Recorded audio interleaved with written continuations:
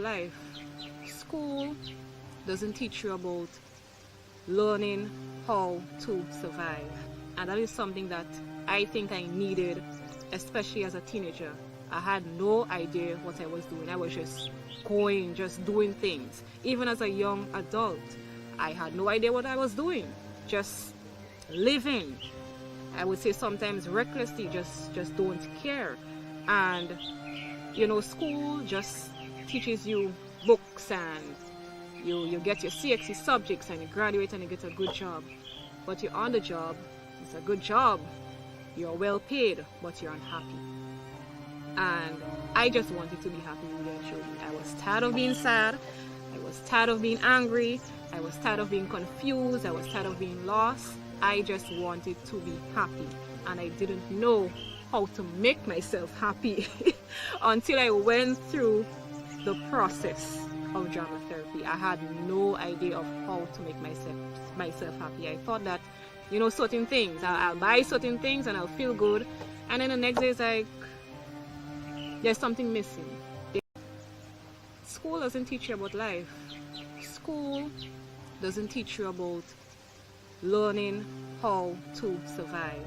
And that is something that I think I needed, especially as a teenager. I had no idea what I was doing. I was just going, just doing things. Even as a young adult, I had no idea what I was doing. Just living. I would say sometimes recklessly, just don't care.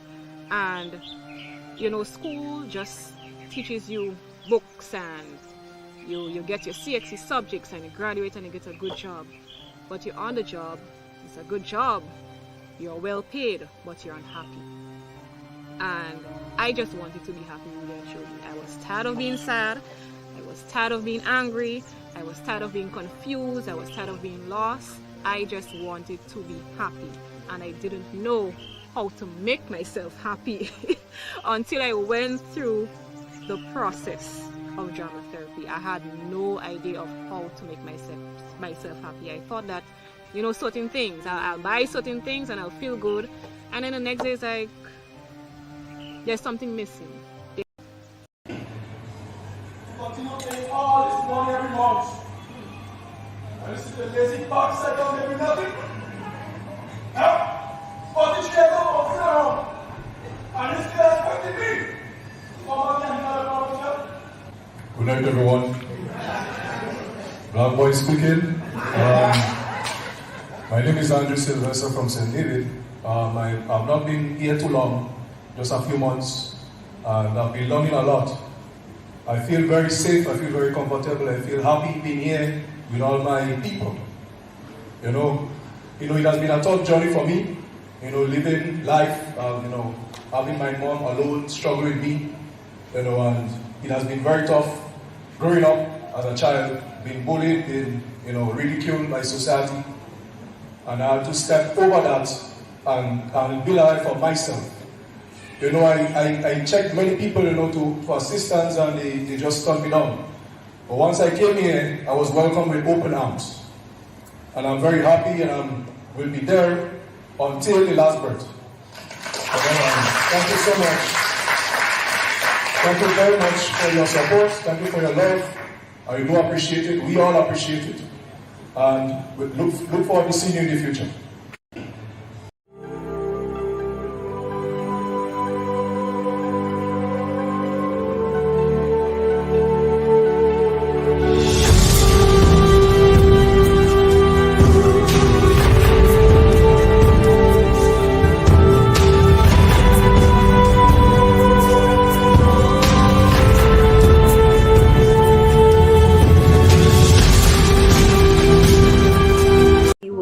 Confidant, he was a friend, he was a lecturer, he was our biggest supporter, and he pushes me to do my best.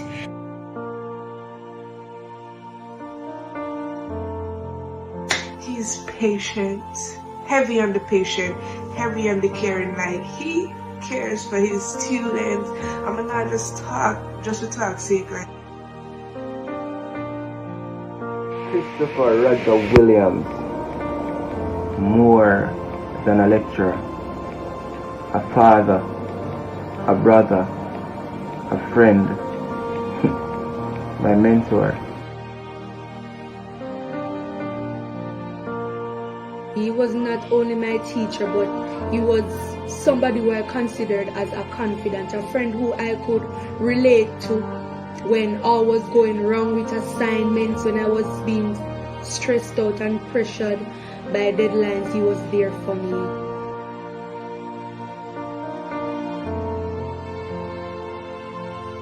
He was a confidant, he was a friend, he was a lecturer, he was our biggest supporter, and He pushes me to do my best.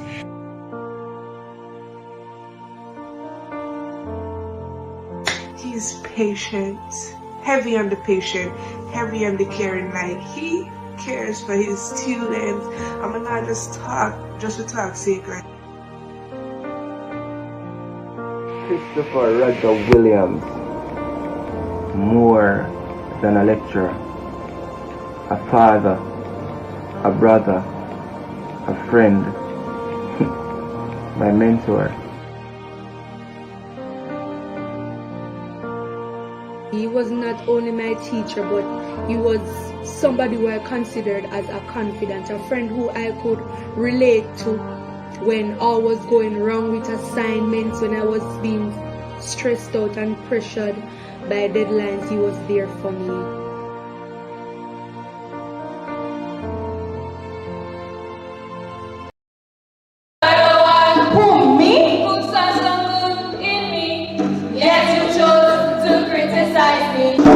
Communication is key, respect is key. Set the boundaries and the thing to do. If you have a brother with your brother talking slow, get up to someone we trust. Realize every action has consequences, so think twice. To one hypocrisies can't make a whole. If we love each other, don't be controversial. When she cried, when she cried, when she cried, when she cried, when Who, me? Who saw some good in me? Yes, you chose to criticize me. Communication is key, respect is key. Set the boundaries and the thing to do. If you have a brother with your brother talking slow, get up to someone we trust. realize every action has consequences, so think twice. To one hypocrisies can't make a whole. If we love each other, don't be controversial. When she cried, when she cried, when she cried, when she cried, when Who, me? Who saw some good in me? Yes, you chose to criticize me. Communication is key, respect is key.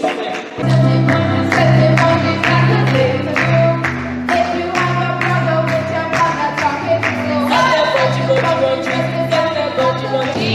get up to someone we trust. realize every action has consequences, so think twice. To one hypocrisies can't make a whole. If we love each other, don't be controversial. When she cried, when she cried, when she cried, when she cried. School doesn't teach you about life. School doesn't teach you about learning how to survive. And that is something that I think I needed, especially as a teenager. I had no idea what I was doing. I was just going, just doing things. Even as a young adult, I had no idea what I was doing. Just living. I would say sometimes recklessly, just don't care. And you know, school just teaches you books, and you get your CXC subjects and you graduate and you get a good job. But you're on the job, it's a good job. You're well paid, but you're unhappy. And I just wanted to be happy eventually. I was tired of being sad. I was tired of being angry. I was tired of being confused. I was tired of being lost. I just wanted to be happy. And I didn't know how to make myself happy until I went through the process of drama therapy. I had no idea of how to make myself happy. I thought that, certain things, I'll buy certain things and I'll feel good. And then the next day it's like, there's something missing. School doesn't teach you about life. School doesn't teach you about learning how to survive. And that is something that I think I needed, especially as a teenager. I had no idea what I was doing. I was just doing things. Even as a young adult, I had no idea what I was doing. Just living. I would say sometimes recklessly, just don't care. And school just teaches you books and you get your CXC subjects and you graduate and you get a good job. But you're on the job, it's a good job, you're well paid, but you're unhappy. And I just wanted to be happy eventually. I was tired of being sad, I was tired of being angry, I was tired of being confused, I was tired of being lost. I just wanted to be happy. And I didn't know how to make myself happy until I went through the process of drama therapy. I had no idea of how to make myself happy. I thought that, certain things, I'll buy certain things and I'll feel good. And then the next day it's like, there's something missing. School doesn't teach you about life.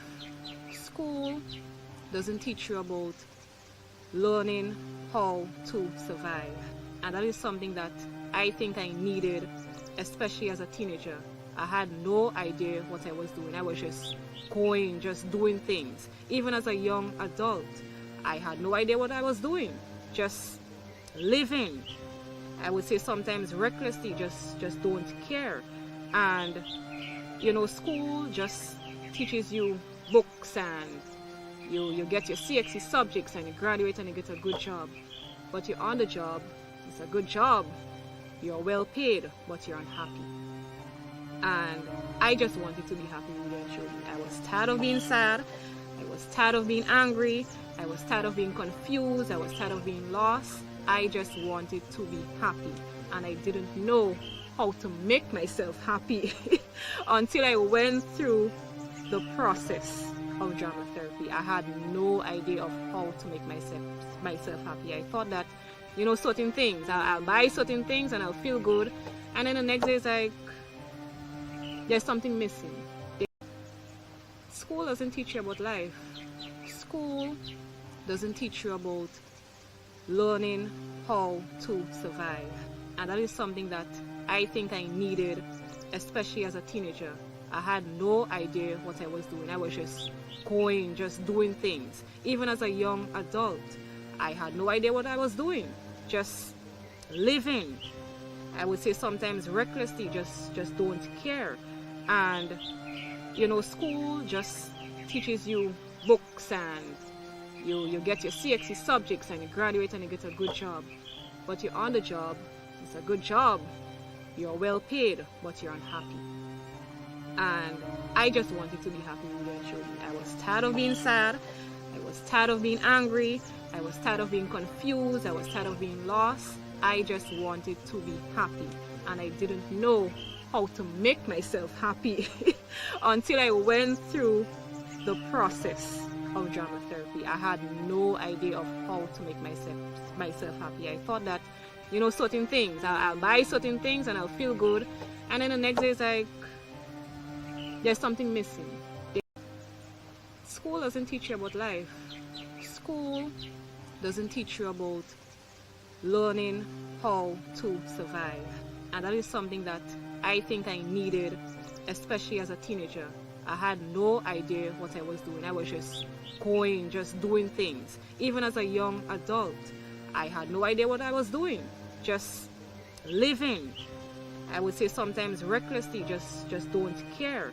And school just teaches you books and You get your CXC subjects and you graduate and you get a good job.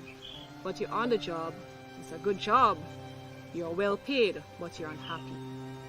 Hey, you better stop what you're doing and look at this clip right now, because this clip will do something to you. I can't tell you, you need to listen to it. Good.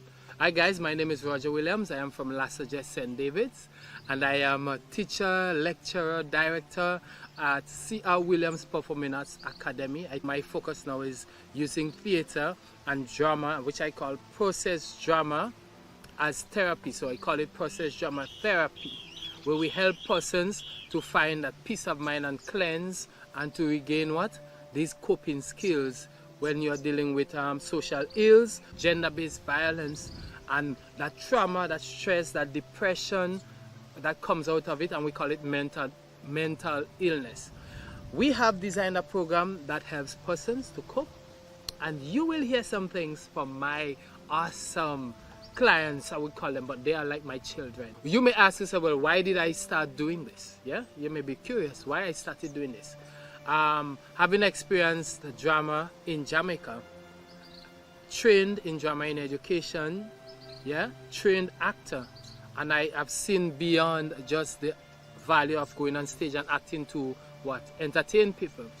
I've looked at the depth of it, where drama, theater is used for a means of cleansing, a catharsis, where you delve deep into the emotions of people and help them to cleanse, digging out all kind of problem that they may be having, to live a peaceful life in society, to find value and worth for themselves. And I say, look here, these lecturers are teaching all these things. They themselves, they are not happy. I could see it when they come to class, they're angry. Some of them look abused, stressed out. They are screaming and bawling for students. They are breaking down when students talk back to them and get angry and upset with them. When assignments are not submitted, they want to kill students. And so you have students breaking down, lecturers breaking down. I said, no man. I went beyond that, and I see, for me, it was more like a healing, because it made me calm. You know? It made me so calm, even when I lost my parents in the process. I was calm. I've never seen anything like that happen. People would like say, but you're not crying, you're not running and jumping up and going crazy. And I say, but no, I'm at peace. I've learned to accept that these things have to happen. And they found, well, but you're crazy? Who does that? People will be bawling and things. I said, no, I've learned to accept, out of my discovery in drama, the value, my reading and my research. I said, no, I'm going to go back to Green, and I'm going to share this to help persons to find peace and to relax. And here I came, started my own practice, C.R. Williams Performing Arts Academy, and I've offered it to persons that I have seen who have been behaving in certain ways, some certain behavior patterns, and we say, no, I could help you. Reach out to them and say, I could help you. Persons who were referred to me, and there are others who say, look here, I want to join the program because I want to go on stage and act. But beyond that, it was not just acting. It was more than just the acting that they found. And the value is from within, not just external. But they were also trained and helped to cope with the elements in the environment, and which is people's energy. That's the key element. So your emotion is the most important thing that guides you. Your emotion is the most important thing that leads you on a path of success. If you are emotionally weak, then people traumatize you. You don't become traumatized just like that. People and things that they say and do to you take you through a journey or a process where you feel useless, hopeless. And that is why I've designed the program, not to make money, not to go on stage and entertain people, but to add value so that the audience themselves can find benefit out of it. So we've trained this person, taken them through that process of healing, and then we've given them a moment to go there and share your journey with other persons. And of course, it has touched several other lives, persons who came up to us and say, thanks for helping us because of the piece we do. And we deal with realistic theater so that we do not hide or cover anything. We show you the real world, and then we have a discussion and show you that life can be better if everybody could understand that each person has his own views, values, opinion, and must find his means of expression. What we have tackled is that when you see gender-based violence, where perpetrators tend to disturb and destroy the minds of other persons, they create victims out of their loved ones. They create victims out of family members. We have used drama to put an end to this. So you who are looking, You too can benefit from it. You too can have that moment where you can find peace of mind. Who me? Who saw some good in me? Yes, you chose to criticize me. Communication is key. Respect is key. Set the boundaries at the table. If you have a problem with your partner, talk it slow.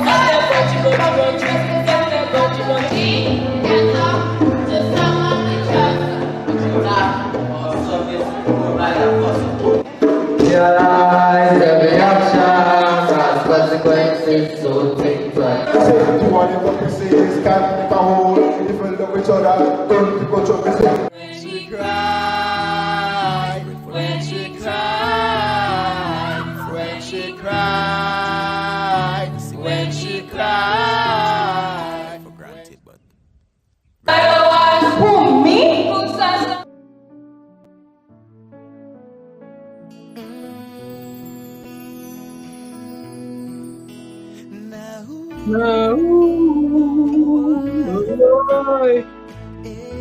Hey. Let me see if I get that key right. Protect. I'm just. Oh, hey.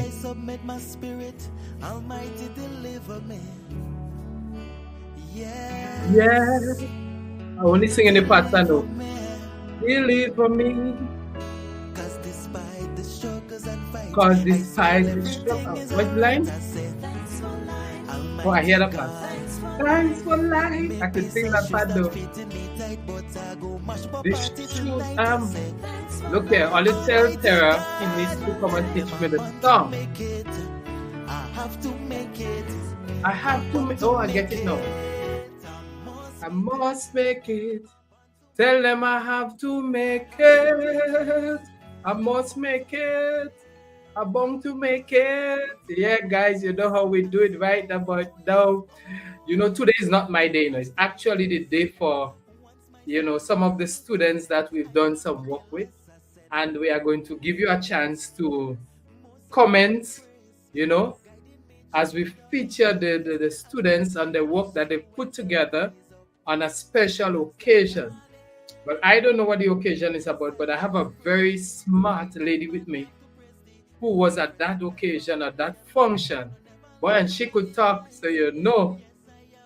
Once I bring her on, she's going to tell you, because she was there. We're going to chat. We're going to have a nice chat. And then you, if you have your questions, you can throw it in as well. You notice I didn't give you all any special thing today, because I said today, I know all you had to go out and do things, a lot of things going on. So I wanted to use this moment to share what we've been doing. Of course, we're going to be sharing it again. And we had to change up our schedule because we wanted you to see this work. We didn't just want to do it and hide it, put it on the shelf. And as Tara said, we have to make it. We must make it. And I'm going to show you who's with me today. Some of you know her already. She's always, let me not say anymore.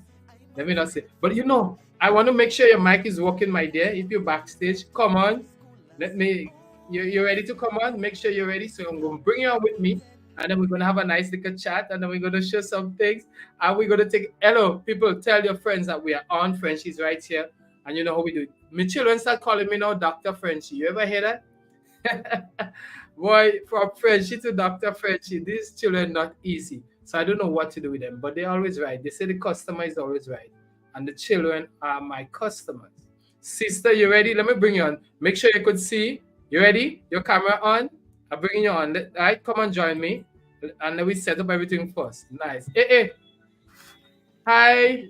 You're setting up everything first, but like I have to fix myself. Yeah, and you did live, you know. Your friends and them come back when you already. I tell you. Gosh. Your friends and them watching you already. What's your name, my dear? My name is Rose Fraser. The person that I grew up with will call me Raquel. Some would say Peckling, but I go by Rose Fraser. You mean your mother give you all these names? Well, I think the Rose came in CXC, about to do CXC, you know, when they bring the birth certificate into the school and they realize you've been using your second name instead of your first name. Oh, Lord, everybody had that problem. Yeah. But my mother said that happened when the priest wants a name for himself. And that's what they say. That is the name they want, and then the godmother want that name, and they don't like it, so they use what they wanted. Papa, I hope you didn't have that drama as well. But where you from, St. David's, right? Nope. You're not from St. David? Nope. But why you always want people to be from St. David's? But I mean, you're from nowhere then. I mean, come on, if you're not from I'm from the big parish, but I'm living in the historic parish. Which is St. David?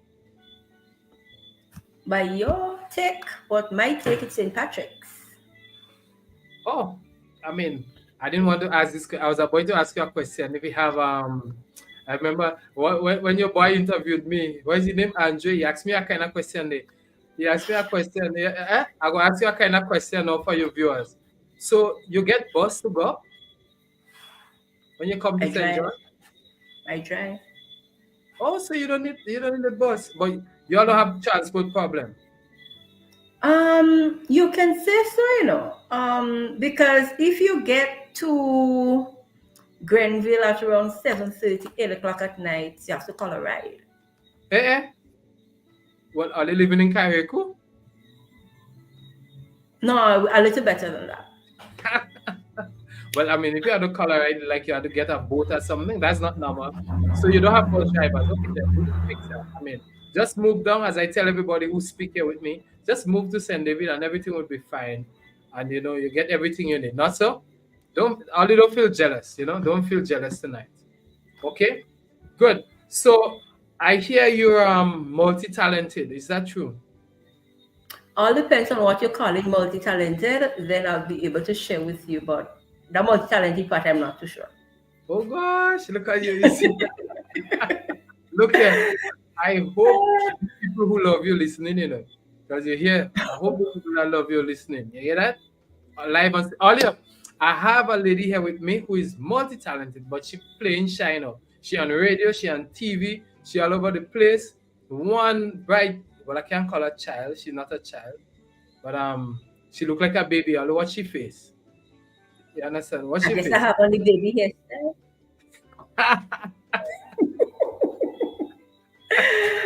Look, let me not show you them. You see, when they are wrong children, so often they just become the children and look like the children. Is that true? But that's a good thing. Oh. Look at you. Look at you. Oh, she flip it on me, Papa. All right. Let me hide my face. You flip it on me. Okay, leave me like that. You just tell me, look here. What do you do? You're a teacher, fisherman, police, nurse, doctor, lawyer. Okay, so I am a teacher by profession. I do a little journalism on the side. Yeah. On the side.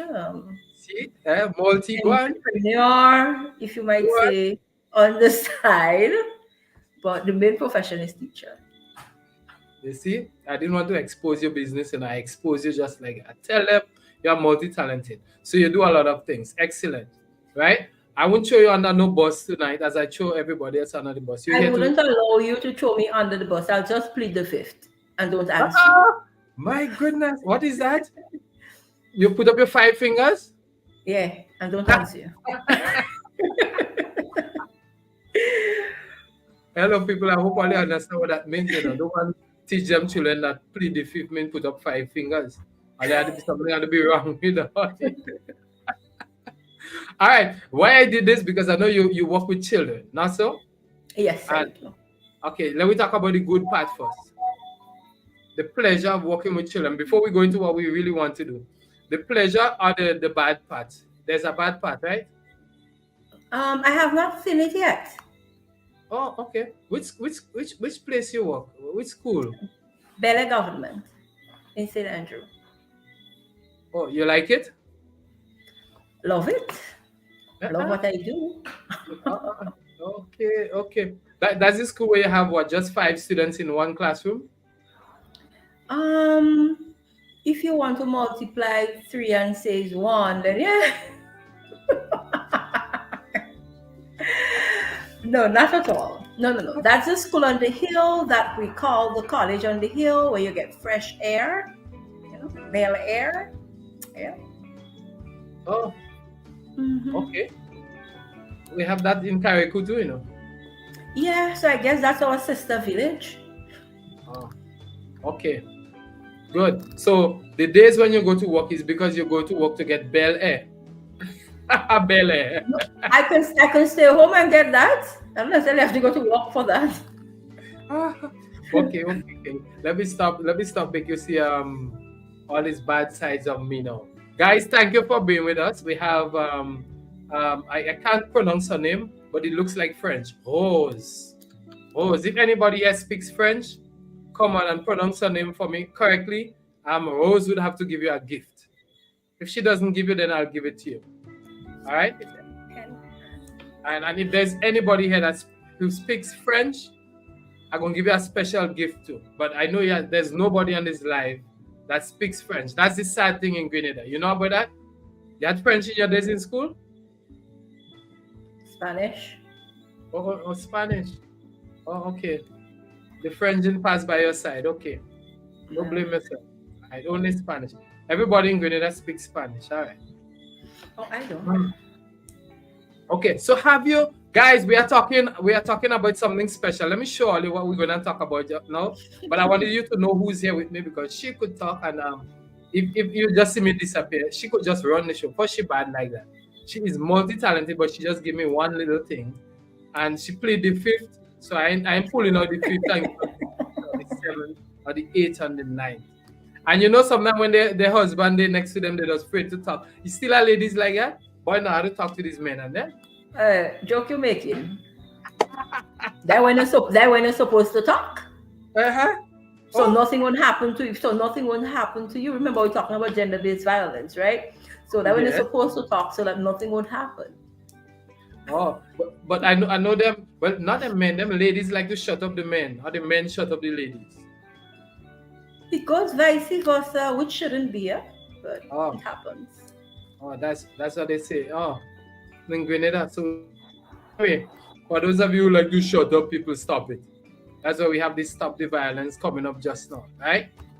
Right. So you've been in this workshop. We're going to talk about a workshop now, right? And you've been part of this workshop. But before that, you had some training in drama. I know you had a taste of it and how to teach it in the classroom and so on. You remember that? Yes, at Teachers College, the bald-head man with a different strategy and technique. No books in the classroom. You have no notebooks, no pens. Whenever you have his class, the classroom has to be free, all tables to the side, all chairs to the side. So you have to arrange your room for when he's coming, and then you try to figure out, well, what exactly is he doing? Whoa! You're terrible. Yes, you're terrible. It is the truth. It is the truth. Oh, okay, that's the truth. Okay, well, I can't say you're terrible then. All right. And you've been there, seen that, done that. All right. That's right.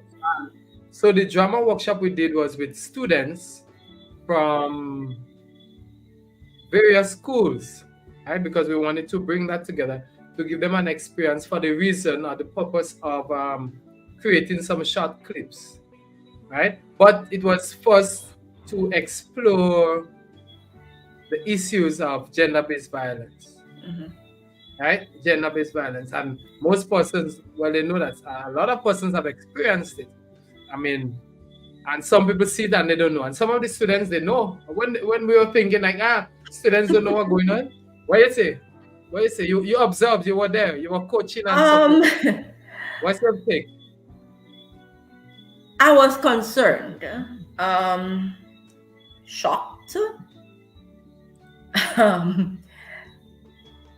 It was more of concerned as to what exactly is happening in our homes, because we tend to say the schools, but the children, the homes are the first, the parents are the first teachers. And when at first they had this part where You had this free space, so you can say what you want. Nobody would bash you. You can speak your mind. And you know, when you give children this opportunity to be free, they will be free. And I think that wasn't the shocking part. The shocking part was what came out of the mouth. That was the shocking part. But to see students in that environment telling you their feelings and how they feel about gender-based violence, whether they think it is right, they had a reason. Whether they think it is wrong, they had a reason to back up their point, which was really, really, really, really good. But the concern was their views, because based on the clip that was showed, well, it wasn't showed, it was not showed, but they watched it live, so it was acted out. And you looked at the expression before questioning, and then you would hear them kind of talking in the little small groups, muttering to themselves, hey, she's stupid. What do he? Why don't leave she? What's wrong with him? Feed me egg when I get another girl. Before the actual conversation started to talk with them to get them where you wanted to get them. And they were from 3, 4s, and 5s, a couple from 1s in the midst. But it was I don't know, the experience, you had to be there to get the experience and see how the children reacted to, in this case, I would say the man being abused and the woman being abused. So they both were being abused in different forms. But if you look at it, you would see it as, okay, he was beating up on the girl, so on the wife, so she was being abused. He was abusing her. But when you look at it, the way she was speaking to him, there's verbal abuse. So she was literally verbally abusing the man. And a young person would say, well, here's the reason for her getting such, because she talked too much, or she more too big, and so the man had to do what he had to do in order to take. But in the end, I must say that what they came away with in terms of not knowing that no form of violence is in fact right. And one of the groups had a chant to that effect, that no form of violence is right, no matter what it is not right.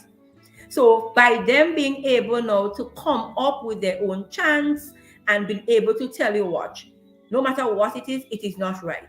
You need to seek help. If the relationship is not working, you need to get out of there. It was amazing to see what they could have taken away from just one at a point, maybe it was like 2.5 or 3 minutes of acting, and what they could have taken away from it. It was just awesome. Yeah, Roger, I talk too much there. Yeah.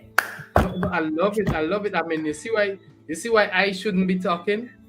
You see why I shouldn't be talking. You understand?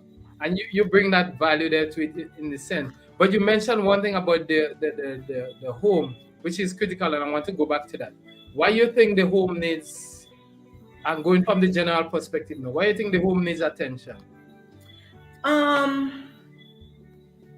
You see, sometimes they would say the way we are cultured. So we see things happen at home. And we don't deem it as wrong because maybe it was happening to my grandparents. I saw it with my grandparents. Maybe we're living in a big yard and it happens to, I stay at home and I hear my aunt bawling on the next side, but nobody's saying anything. They get up in the morning and it's as if nothing happened that night. But so to that child that is coming into the school environment now, it is okay because nobody is saying anything. It is happening and nobody is saying anything. But I think if we start in the homes by educating the parents about gender-based violence and how it can damage a child, then we can snip it right there. instead of trying to, when they get into the school system, we are trying now to see how we can help them that is already battered. They would have seen it so many times, and sometimes they too themselves is being abused, and to them it's okay because mommy get lash, and she says she grandma beat her a lot of time, grandpa beat her a lot of time, so it's okay for her to beat me too. So I don't see it as anything wrong. So if we start in the homes, and Roger too, you have to realize that we have younger parents now as well. So if we start in the home, so the Ministry of Social Development look to host workshops with parents, and so just to get them on that right path, we can start there. But I think starting in the homes is the first place and not necessarily the schools. Based on what I saw and experienced at that event, I know that we have to begin at the homes and not necessarily the schools.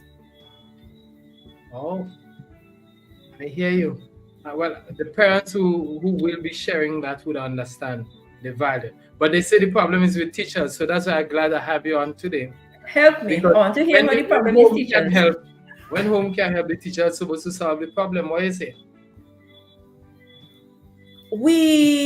I don't know about solving the problem, but trying to assist and ensuring that the child have a safe haven. But come on, let's be realistic. A child is being abused. You might suspect, right? Mm-hmm. We have this quote unquote thing that if that is happening, you speak to the principal, then they call CPA, and then all these sort of things should happen. Sometimes all these things are done and no one comes to the child's rescue. Tell me, as a teacher, another one come, you go and report again, nothing comes out of it. What will you do as a teacher? Will you continue to report and nothing happens? But I understand what you're saying. If it's happening at home, as a teacher, the love that we would show that child, the messages that we will teach in our HFLA lessons and our social studies lessons should come across to assist the child so that they will know, if this is happening to me at home, this is what I have to do. Speak to someone that I trust, ensure that it doesn't happen. So because sometimes they are threatened. So because they are threatened, they are scared to speak out. But as teachers, if we put the lessons in such a way for the children to understand it and know that this is not just a lesson for you to do an exam to pass, but you can use it in your life if this thing is happening to you. So as the teachers, we do play a critical role in that aspect and ensuring that we show that love to the children, because some of them, they need the love. And once they get that love from the teacher, they sometimes start opening up and you could help them. That's if you know. Exactly. There you go. Interesting. So now that you mentioned someone you trust, I want to play this one and we're going to go back to it. All right? I want to play this clip. I heard you mention a clip there. Let me see if I could go to it one time. We can talk to someone we trust. And we can talk to someone we trust. We trust. We can talk to someone we trust. We can talk to someone we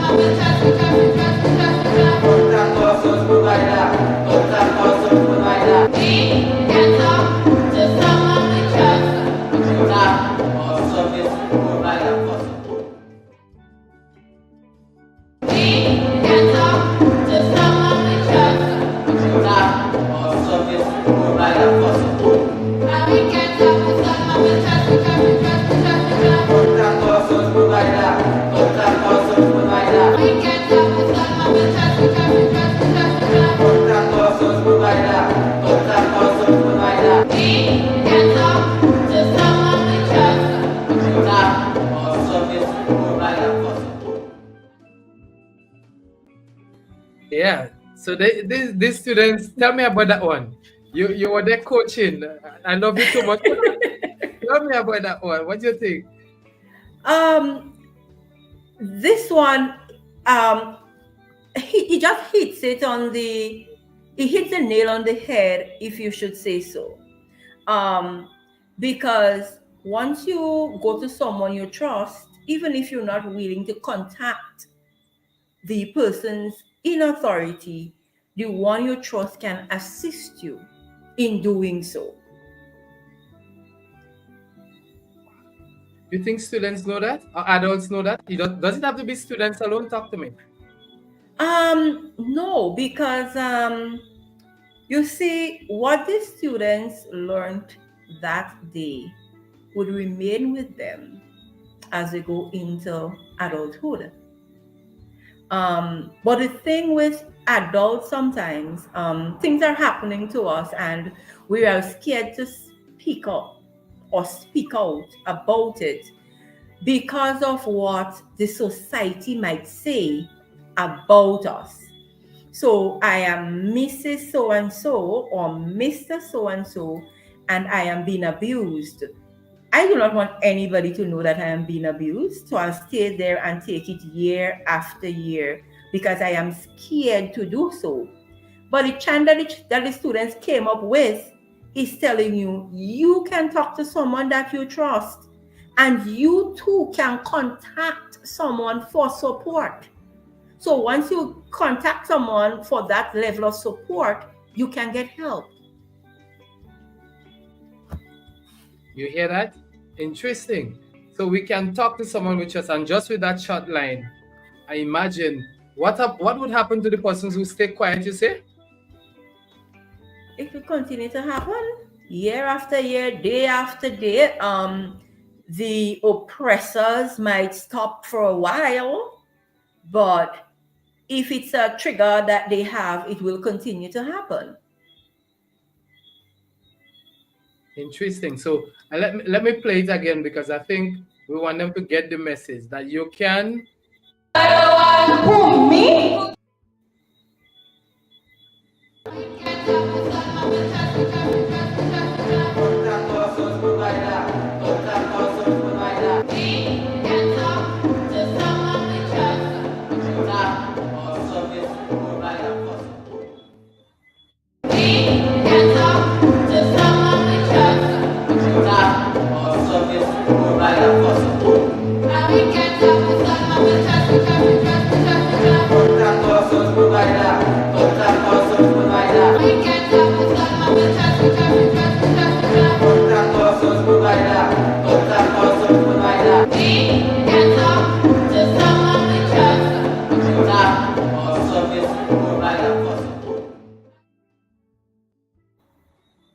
Good. And there we go. So there's another one. Well done. Thank you very much. There's another one that says something about communication. And I want to play that one, let you hear it. The one with communication is key, respect is key. Ah, what? You see? There we go. Let's hear it. Communication is key, respect is key. If it's not working, then it's not meant to be. Communication is key, respect is key. Respect. If it's not working, then it's not meant to be. Communication is key, respect is key. Respect. If it's not working, then it's not meant to be. What do you say? So I took out communication and respect because we know as adults communicating is a hard thing if you learn how to do the thing, you know. Because sometimes you might be communicating, but how you communicating might be the wrong kind of communication based on how you come out. It might come out rough, it might come out tough, and the person might figure, well, you didn't speak to me nicely, but you might say I was communicating. So they're trying to say communication is key. So if we have that dialogue, that back and forth, so you did this, I do not like what you did. Why did you do this? And we have that kind of communication. Then we bring in the respect. So with that communication, we have the respect for each other then we should not be having we shouldn't be having these things. Oh, no hitting, cuffing, and slapping. Nope. And no verbal abuse too. Oh, we have that in Grenada? Yeah, man. Children is being affected a lot, and not just at home. It's sad to say I'm a teacher, but it happens in the classrooms. So I'm still up quiet. So that is why the children have to come up with this piece. Let me play them again. Communication is key, respect is key. If it's not working, then it's not meant to be. Communication is key, respect is key. If it's not working, then it's not meant to be. Communication is key, respect is key. If it's not working, then it's not meant to be. Right. But looking at the relationship, you know, some people, because they say they in love till death do us part. Beat me until I dead, or destroy me until I dead. Let's go to that part. You need to get a counselor here. Where's the counselor? Did you hear my profession? They say teachers are counselors, you know, but you have to get a trained counselor here for that one. All right, so I go bring in the counselor. Let me see if I can get that counselor next week or week after or whenever. I have to bring in the counselor so we could talk about this. I know the counselor already. I want to bring him. But you see, what the ladies, you know, we go leave that one there because, you know, sometimes the man. We don't have to, you know. We don't have to, you know. We could dialogue on it. I mean, because you know, and not just the love too much, you know. Based on what I've heard, when children are involved, for some persons that have been in this situation and they get out of the situation, they would say that because of the children, they chose to remain because they didn't want to break up the family and so. But then if you think about it in the other light, it's a toxic environment. Why would you want your child to grow up in a toxic environment? But at the time, they weren't seeing it as a toxic environment. It was just that I want my family to remain together. I want my children to grow up with a mother and a father in the home, but not seeing that what is actually happening is damaging that child and even damaging the parent as well. Yeah, but I go lose everything I have, so I have to stay there and take my licks. What do you say? No. And you see, sometimes we're sitting here and we'll be like, oh, well, no, they should know that they should get out. But watch, unless we are in that situation, you cannot say the person have to be ready to say enough is enough. I am not taking anymore. This could never be good for me, and I would leave this relationship. But unless they do not accept that what is happening is wrong, then they will continue to remain because they don't see it as a problem. Acceptance is also key. We have to accept that this is wrong, and I do not want to be in that environment. But unless that doesn't happen, they don't reach that level yet, then they will not move away from what is happening. Oh, so the children are right with the short message then? Yes. Oh, so let me play it again then.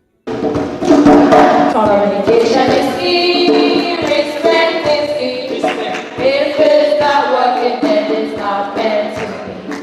Communication is key, respect is key. If it's not working, then it's not meant to be.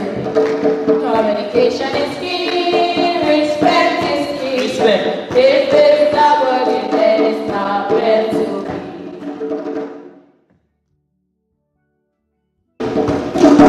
Communication is key, respect is key. If it's not working, then it's not meant to be. Communication is key, respect is key.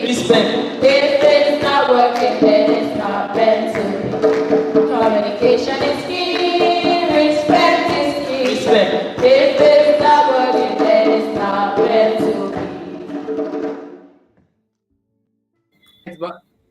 So y'all could tell us the one you like. Don't worry. Next thing, if based on the one y'all choose, eventually we might just have to give these children some special gift because that's all their work. They put this together. But that big message, not so, Teach? Yes. It's a great message. And you see, sometimes the message doesn't have to be a long something, one line. And you snip it right there. There you go. The important words come out, and you understand that you need to communicate, you need to have respect. And if it's not working, you just get out of there. It might be hard, easier said than done most times based on the person that is in the situation. But as I said prior, once they accept that it is wrong, then they will definitely get out of the situation. Even if their foot tie? Well, their foot wouldn't tie, because what I realize now, there's a lot of help. Oh. Yeah, there's a lot of help now for these persons. I know I find growing up as a child, they used to have this place, battered home for women. Yep. Yeah, growing up as a child. Some St. Patrick's, I think. It's still there. Right, but sometimes it's the stigma that is attached to it. Sometimes persons figure, well, I might as well just stay where I'm at. But with a lot of education and so happening now, a lot of things that they're talking so much now, it's happening as it relates to gender-based violence, that I think persons are wising up, if I should say, and realizing that even if it would have happened to my parents or my grandparents and it's not happening to me, it is not right. And I think he had one of them that talks about that right thing too, if I'm not mistaken. Yeah. We'll find that one. We'll find that one. But you're too good for this, man. You guys, you see why she's multi-talented. For those of you who missed it, go back and look at the video. She said that she's multi-talented. Oh, I didn't. You didn't feel like, I thought I heard something like that. Oh my goodness. It's just that like you meet persons and you're like I would go to forums and persons would be like, when you talk, people just listen. And I'm like, wait a minute, I thought people just listen, like in my earlier years. And then I started to observe. So when I go to large forums and I have to stand to speak, I observe that the room goes quiet. So I started to observe. So it's not that it's multi-talented, but I think that the Lord would have blessed me with the talent of being able to speak clearly, say what I want to say, and it happens. So I think everybody has their talent. You have a lot of talents. So the one that I have, I try to harness it. Hence, I talked about the journalism, but the journalism and the teaching thing works together. It's all about. Oh, okay. So they work together, hand in hand. Okay, thanks for accepting it. Thanks for accepting. I said, I'm going to give you another one there because you're very good at assessing and analyzing critically. So hold on, that's my work here, to assess and analyze the videos. That's why you feel bad like that. You need to be, I can't ask you what you're doing in the classroom, but you need to be both radio, TV, classroom. We're going to talk about that. Shh. Guys, let me not throw another bus. But I want to play another one. Come up with the radio station. Well, I'm already on the radio station. They're ready. Don't worry, we're going to talk about that in the back. Backstage. You understand? Don't worry. Let me put this one for you. You're the one who saw some good in me. Yet you chose to criticize me. Respect me. Respect me. Respect me. Respect me. Respect me. Don't hit me. Don't hit me. Don't hit me. Don't hit me. Don't hit me. Love me. Love me. Love me. Love me. Love me. You're the one who saw some good in me. Yet you chose to criticize me. Whoa. That one heavy. That one heavy. So play it one more time. That one heavy. That one heavy. You're the one who saw some good in me. Yes, Respect me. Respect me. Respect me. Respect me. Respect me. Don't hit me. Don't hit me. Don't hit me. Don't hit me. Don't hit me. Love me. Love me. Love me. Love me. Love me. You're the one. Who, me? Who saw some good in me. Yet you chose to criticize me. Oh. All right, so this one is heavy. So persons, remember, I am not no counselor, nothing. Everything that I say here is my opinion. Declaring. Right, so we meet up, right? We meet up and you saw the good in me and, oh, you're so nice, you're doing all the good and the wonderful things. But it's like along the way, you start to criticize what you liked before. So the good things that you like, it's no longer good for whatever reason. So you start to criticize. And now I am thinking, now that you start to criticize me, this is where the violence comes in. Because you're telling me, no, I don't want you to hit me. Don't hit me. You need to love me. You need to respect me. Because if you saw the good in me, why are you hitting me? I think I need to play that one again. Yeah, this one is heavy. You're the one. Who, me? Who saw some good in me. Yet you chose to criticize me. Respect me. Respect me. Respect me. Respect me. Respect me. Don't hit me. Don't hit me. Don't hit me. Don't hit me. Don't hit me. Love me. Love me. Love me. Love me. Love me. You're the one. Who, me? Who saw some good in me. Yet you chose to criticize me. And the word denial. Denial comes in there. Because here, you are the one who saw some good in me. And it's like, who, me? So no, actually, no, you start to deny now. I didn't know what I saw. Maybe I was blind at the time. I really didn't know what I saw because it didn't have nothing good then.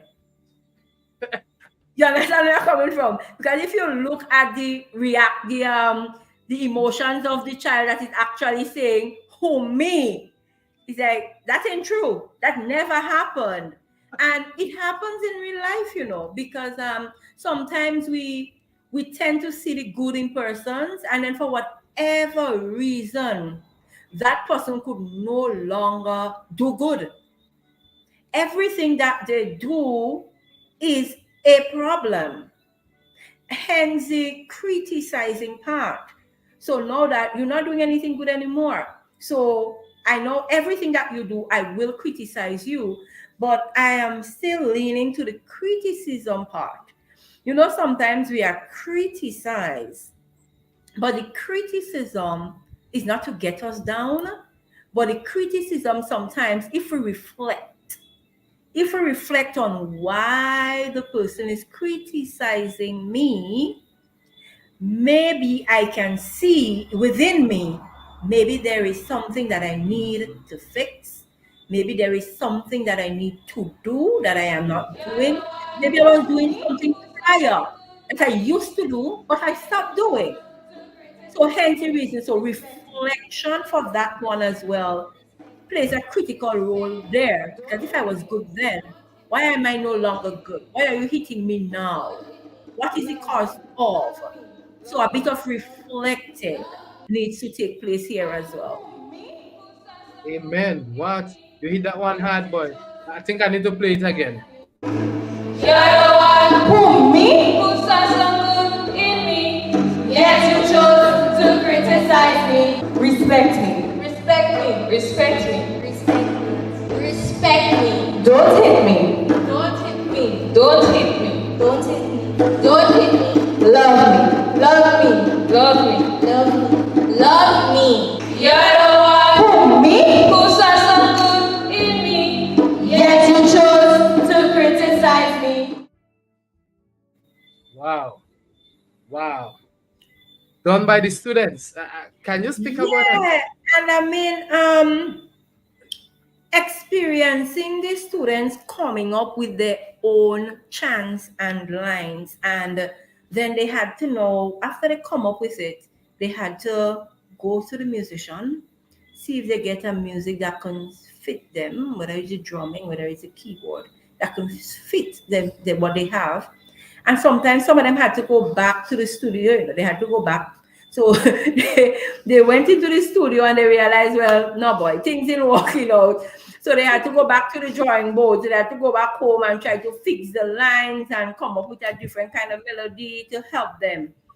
And one of the takeaways that I got from that activity was that the students that were in the different groups, viewers, if you look, you would realize that there are different uniforms. Huh? Some of them might have known each other, but not many of them. So it was different uniforms. They did not know one another from before, and they had to now come together to create. After they viewed the clip live, after they view it, they and the actress and the actor is to the back of Brother Roger. After they viewed, then they had to come and create. And we looked at 3 pieces and to see what they came up with. So when you go to them and you question them as to, so why did you choose that line? And they would tell you why they think this is the line that they should have. You understand? So this in itself, when I look at the classroom, sometimes we plan the lessons and we try to be so on point that we do not give the children enough time to create. So the chalk and talk that we think is not there because of technology, it is still there even if we're using the technology, because we do not give the students enough time to create. And viewers, if you within the children would have created this within a 10 to 15 minute span, they were able to create these things. After lunch, they fine tune and then they re-record. But within 10 to 15 minutes, they were able to create. And within the classroom, most times we might have a lesson, let's say 30 minutes or 45 minutes.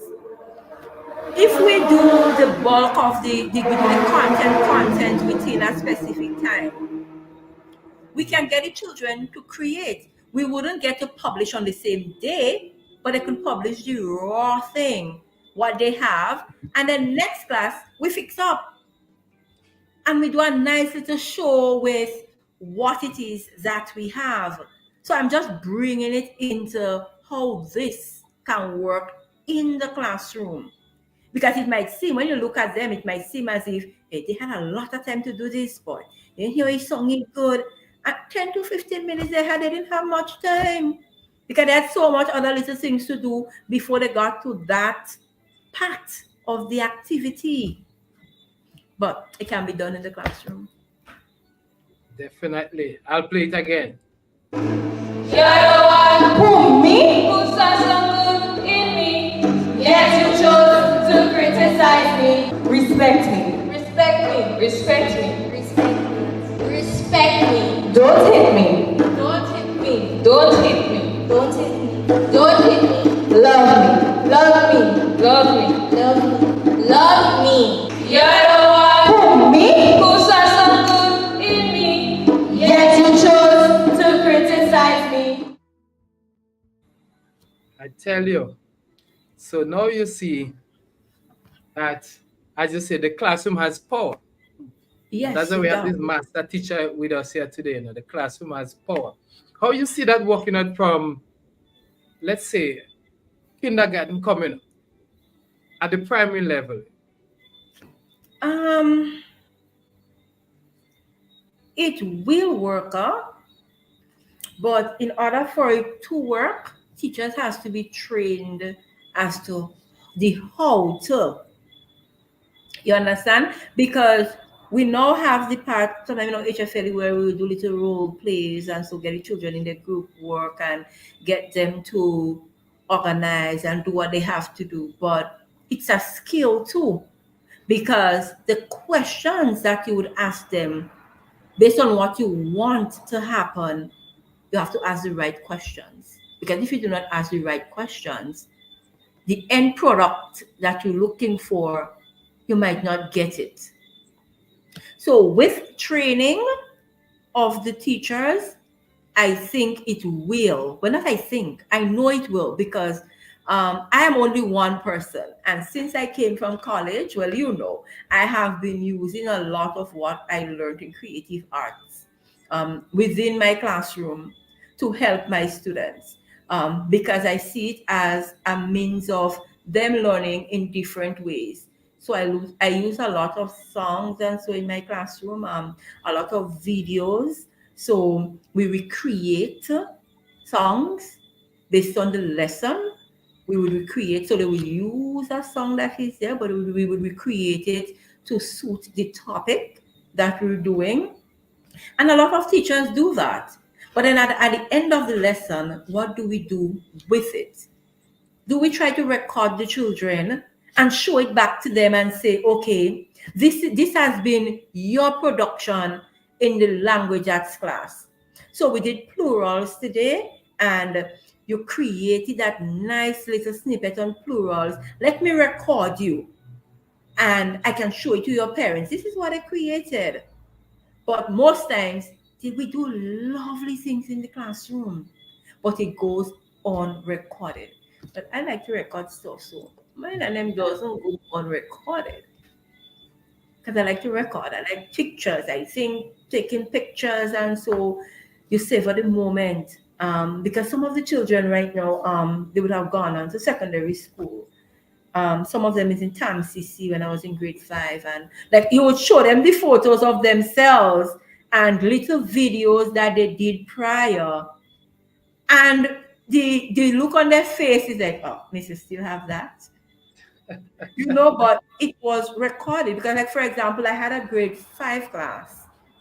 I think that was my first time. I was moved from, when I entered the primary level, I taught at the preschool level. And then a change had to be made, and I went to grade 5. So I moved from pre to grade 5. And we were doing the high school program.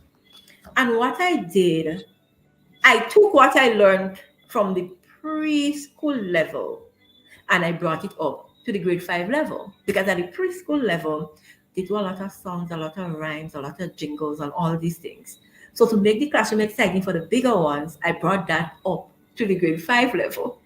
So to get the students. And we were doing an HFLE lesson, and they had to come up. You could have done a poem if you wish. You could have done a jingle as it relates to pollution.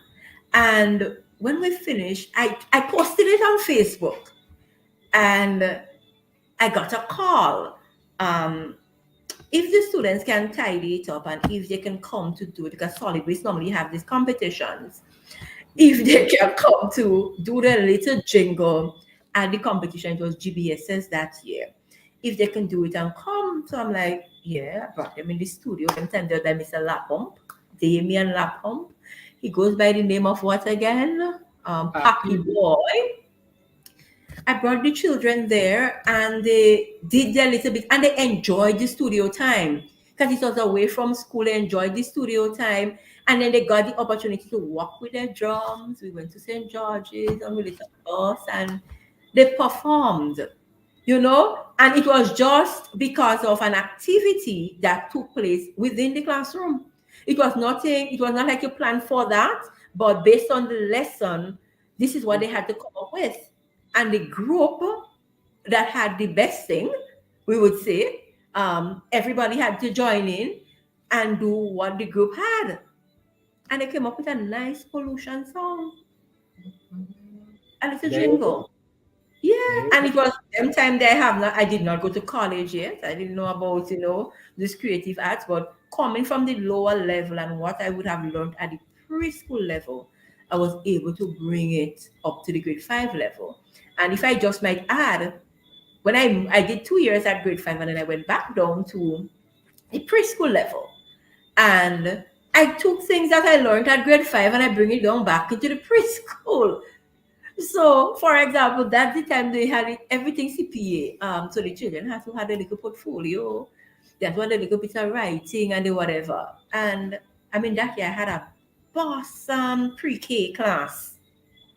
And when the children finished, they literally had their portfolio, just like how a grade 6 class would have their portfolio. However, they had their drawings because that's their work. Teacher had to scribe for them in the beginning, but when you go through the portfolio, you realize by the time the children start learning the little songs and so, they were able to put little songs together to make their own words, so you could have seen progress in what happened. So sometimes we tend to think that we cannot do things with the smaller ones, or this is too little for them big children and them. They have to get other stuff. But the games and so is what helps them, because this is what they would remember. Play one of them songs and then that I don't listen to. I would hear it on the radio, on the buses and so when I go, but I don't listen to, right? Play it for them around summertime. One of them hype ones, and then when you come back into the school, you realize, but I know this song word forward. Since you know this song word forward, and you're doing a science lesson, and you realize you're not getting it. But turn the thing into a song now, just for them to see they could get the thing. It's just a lot more work for you as the teacher. But I have a friend that says 80% planning, 20% execution. So it will take you longer to plan, but when it's time to execute, you won't have a problem. Easy. You hear the master teacher tell all you she bad. You understand? Send all your children to her school. What is the name of your school again? Bele Government School. All right, so we're sending all the children up by you, right? But then we will need you to come and help us. Children, send them to that school because you have a master teacher there and she loves children. You hear that? I'm putting you master. Hello. We have master teachers. Careful. No, man. I don't talk about all you. I don't really talk people like all you. No, sir. We're going to come and see what's going on in this master school then. yes. Come true. Anytime. I come in that school tomorrow. I come in and visit all you tomorrow. That master school. Wonderful. Yeah? When you come in, ensure you come with something special to do with the students. Hey man, you know me. You know me. Come on. Oh Lord. Yes. Good. So I'll take you to another one. I mean, I want to keep you tonight, because you know how we're doing this thing. This is a special feature moment. So I want to play another one. Let's see what we get out of it. You ready for it? Yeah. Too many companies can't make a whole. If you love each other, don't think of each other. Too many companies can't make a whole. If you love each other, don't think of each other. Too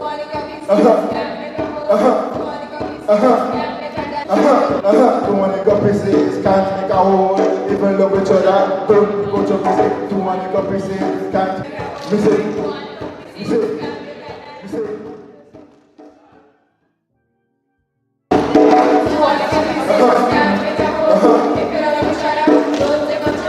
Too many companies can't make a whole. If you love each other, don't think of each other. Too many companies can't make a whole. If you love each other, don't think of each other.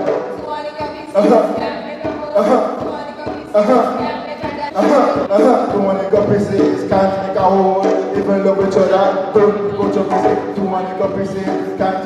Listen.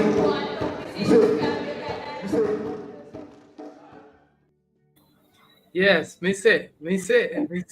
Tell me about that one. Whoa. Roger, like I would do the questioning now. So Mr. Williams, tell us about that one. What do you think about this production with as it relates to two unequal pieces cannot make a whole? Watch, when they were doing that piece, right? You know what come to my mind? Unequally yoke in the Bible, you know.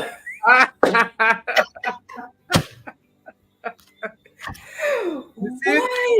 Hey, when I pass by that group and I'm like, And I'm like, unequally yoke in the Bible, you know? And he's like, unequally yoke in the Bible. I said, yeah. So actually, you know, I take over. Remember you said earlier that I can take over at any point. Yeah, man, So you take over the show, I can just go and sleep now, you know? this is the point where I take over. So you just looked at the video. Tell me, what can you take away from that video as it relates to telling persons about gender-based violence? Two unequal pieces can't make a whole.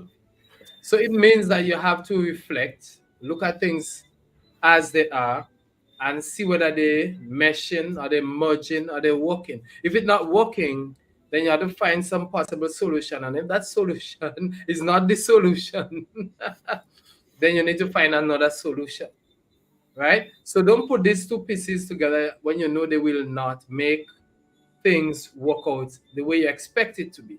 In its simplest form, right? If you going left and the other person going right, what do you think will happen?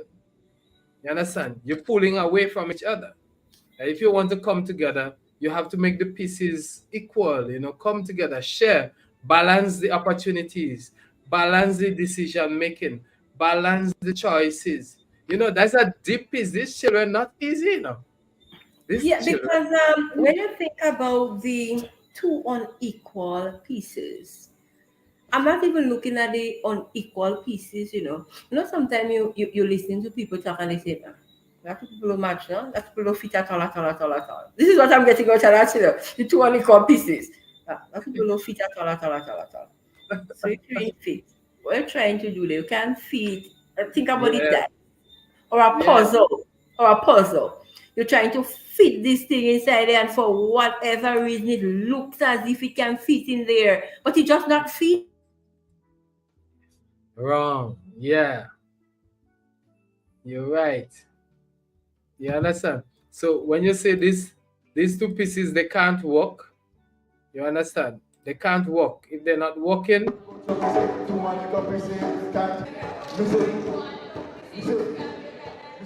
if you are unequal piece per se,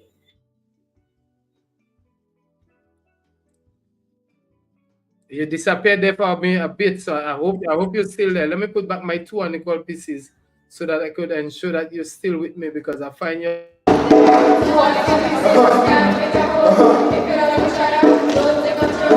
unequal pieces can't make a whole. If we love each other, don't pick each other. Two unequal pieces can't make a whole. If we love each other, don't pick each other.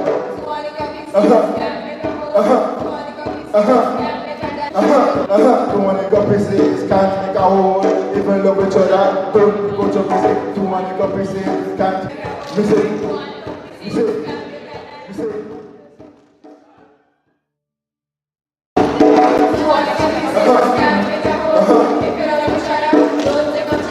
Two unequal pieces can't make a whole. If we love each other, don't pick each other. Two unequal pieces can't make a whole. If we love each other, don't pick each other.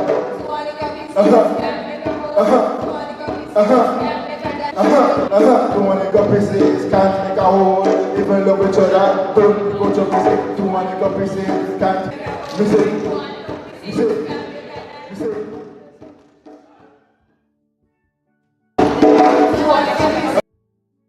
Everything started has to end, and two wrongs can't make a right.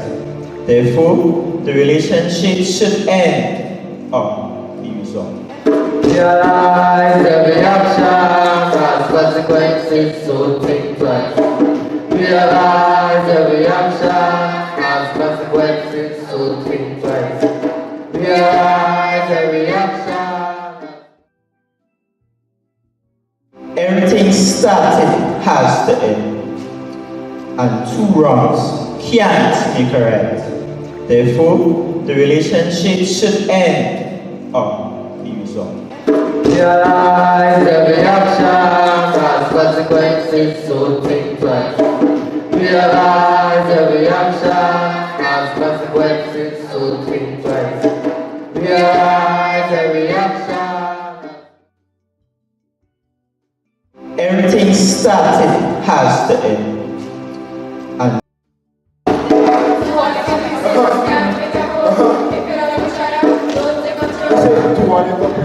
can't make a hole. If we love each other, don't think of trouble. Too many compasses can't make a hole. If we love each other, don't think of trouble.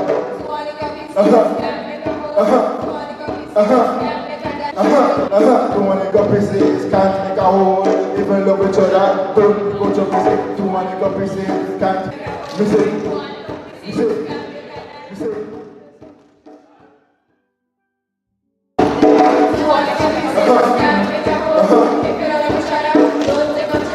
Too many compasses can't make a hole. If we love each other, don't think of trouble. Too many compasses can't make a hole. If we love each other, don't think of trouble.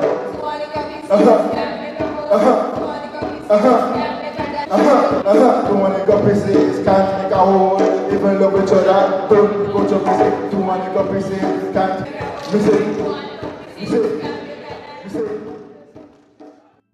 Me say, to one equal pieces. Papa Joe, what happened there? You know, if you're not in Sendeville, you won't get good internet. So, like, seriously? So maybe you need to come down, as I said to you. Come down to Sendeville. I'm not. So as I was saying before, I think I was cut off. Before Roger cut me off, right? Maybe he thought I wasn't saying the right thing that he wanted to hear. So he just cut me off for no reason. So I would have to rethink. So I started to rethink. So I'm going to talk about if you do not love each other, don't take control. But and this is one of the things too.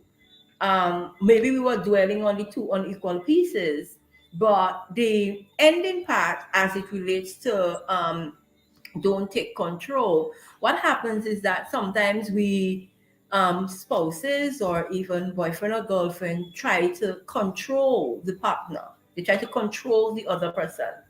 And we're saying, if you love me, then you won't try to control me, but you'll try for us to be able to work together. So the control aspect in that clip is crucial as well, so that we know. And sometimes you hear person says, oh, that control freak. They can't go there, they can't do that. Everything. So if anything happens out of sync, it's a problem, and then that can create some issues because of that person being a control freak. So the children are basically saying, come on, if you love me, then you don't really have to take control of anything. But then I will come back with the communication one. Once we are communicating, then we wouldn't have that part as it relates to you trying to take control of my life, or I am trying to take control of your life. But we'll try and work together in harmony to build up each other. That goes the message, you understand? Well said, well said. There goes the message. That's why the students say it best. I mean, they just turn up the thing as like two unequal pieces. And you see the kind of music they're using. Mm-hmm. You know, you need to let the audience know these students created that themselves. You know? Yeah, that was their beats. You know, they had to create their beats before they went to the studio. Mm-hmm. So should I give them another blind? There we go. Too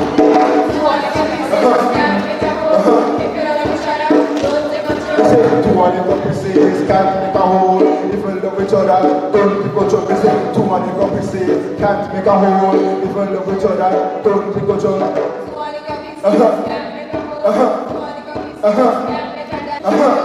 Too many compasses can't make a hole. If we love each other, don't think of trouble. Too many compasses can't.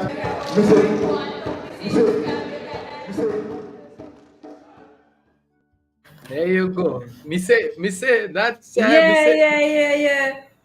No, but look at that. But there's another one that ties in perfectly with this. Look at everything started has to end, and two wrongs can't be correct. Therefore, the relationship should end on the result. Realize every action has consequences, so think twice. Realize every action has consequences, so think twice. Realize every action.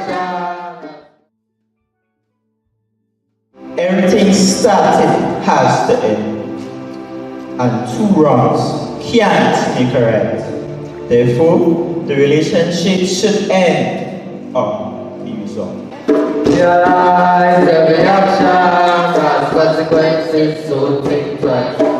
Realize every action has consequences, so think twice. Realize every action.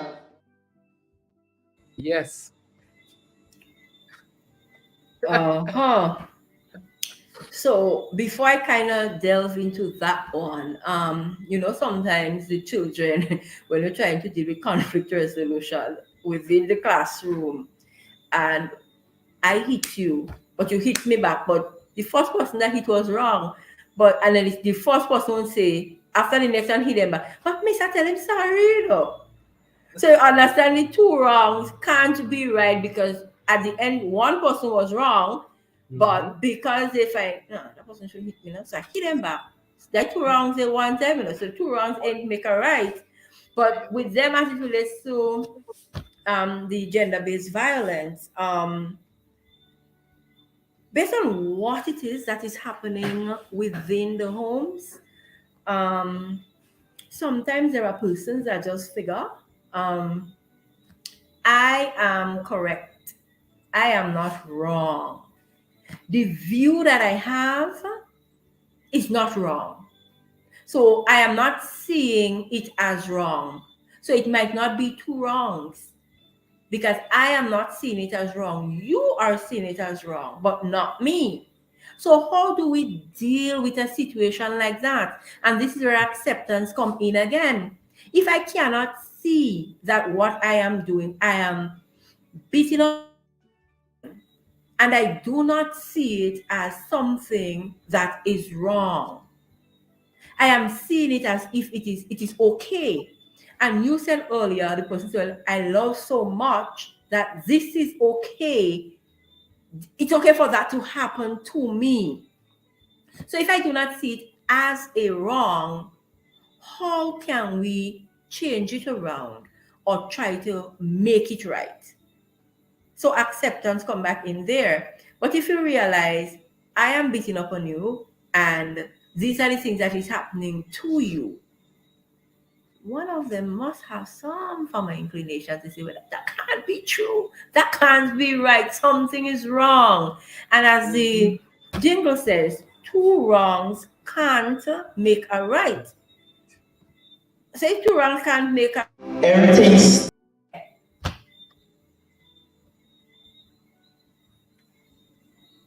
But this one is a powerful one as well. And if you can play it again so that the viewers can get the little interlude as to, the little interlude where the young man from Boca Secondary was reading, that little part there, it kind of gives you the little prelude to the little jingle that he had in the ending. Oh, let me add into this. Started has to end, and two wrongs can't make a right. Therefore, started has to end, and two wrongs can't make a right. Everything started has to end, and two wrongs can't make a right. Therefore, the relationship should end or be resolved. Realize every action has consequences, so think twice.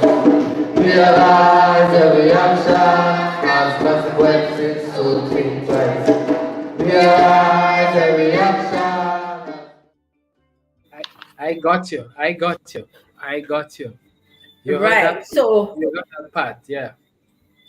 So then once that happens, then you have to realize now that every action that you make have consequences for it. You understand? And it takes me back to when I looked at the word resolve.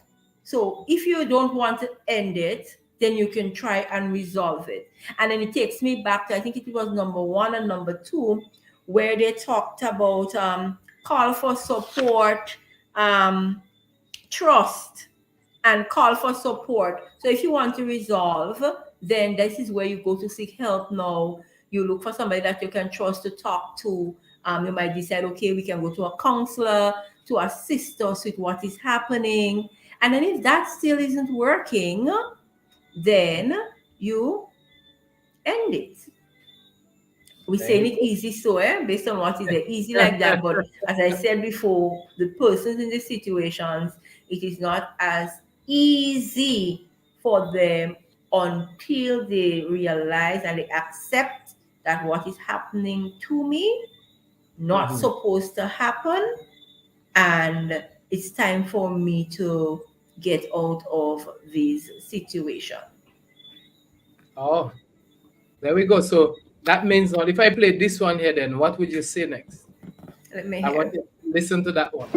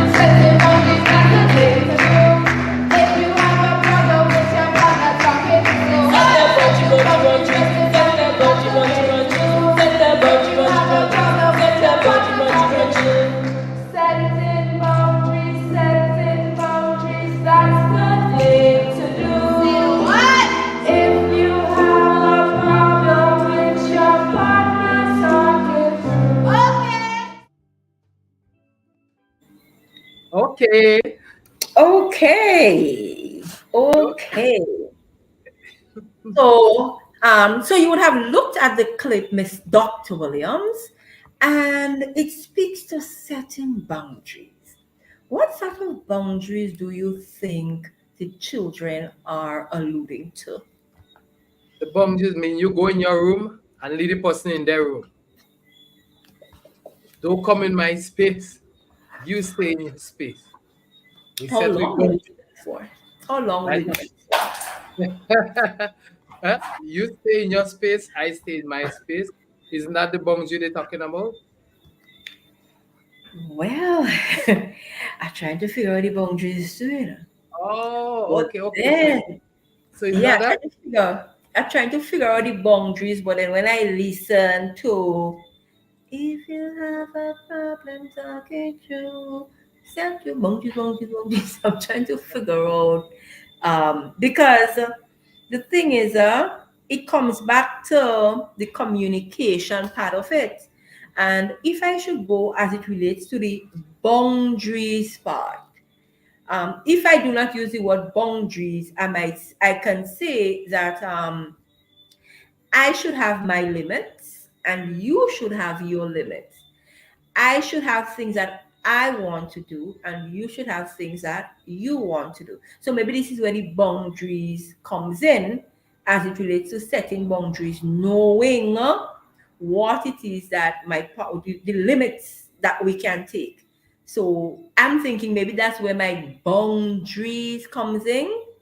But if we're having that problem as it relates to after we set our boundaries and we're still having that sort of problem, that we need to sit now and talk to one another to figure out what it is exactly is causing that problem. Because for instance, let's say I'm working, you're working, and you get home at 4:30. On that day, I got home at, let's say, maybe 6:30. But you choose to come and cock up your foot and watch TV, right? But we know that when the first person reaches home, they're supposed to prepare something for when the rest of the family get there. It might not be a boundary that we set, but we know this is supposed to happen, right? It might be a rule of the house that when the first person that reaches home will prepare something for the others.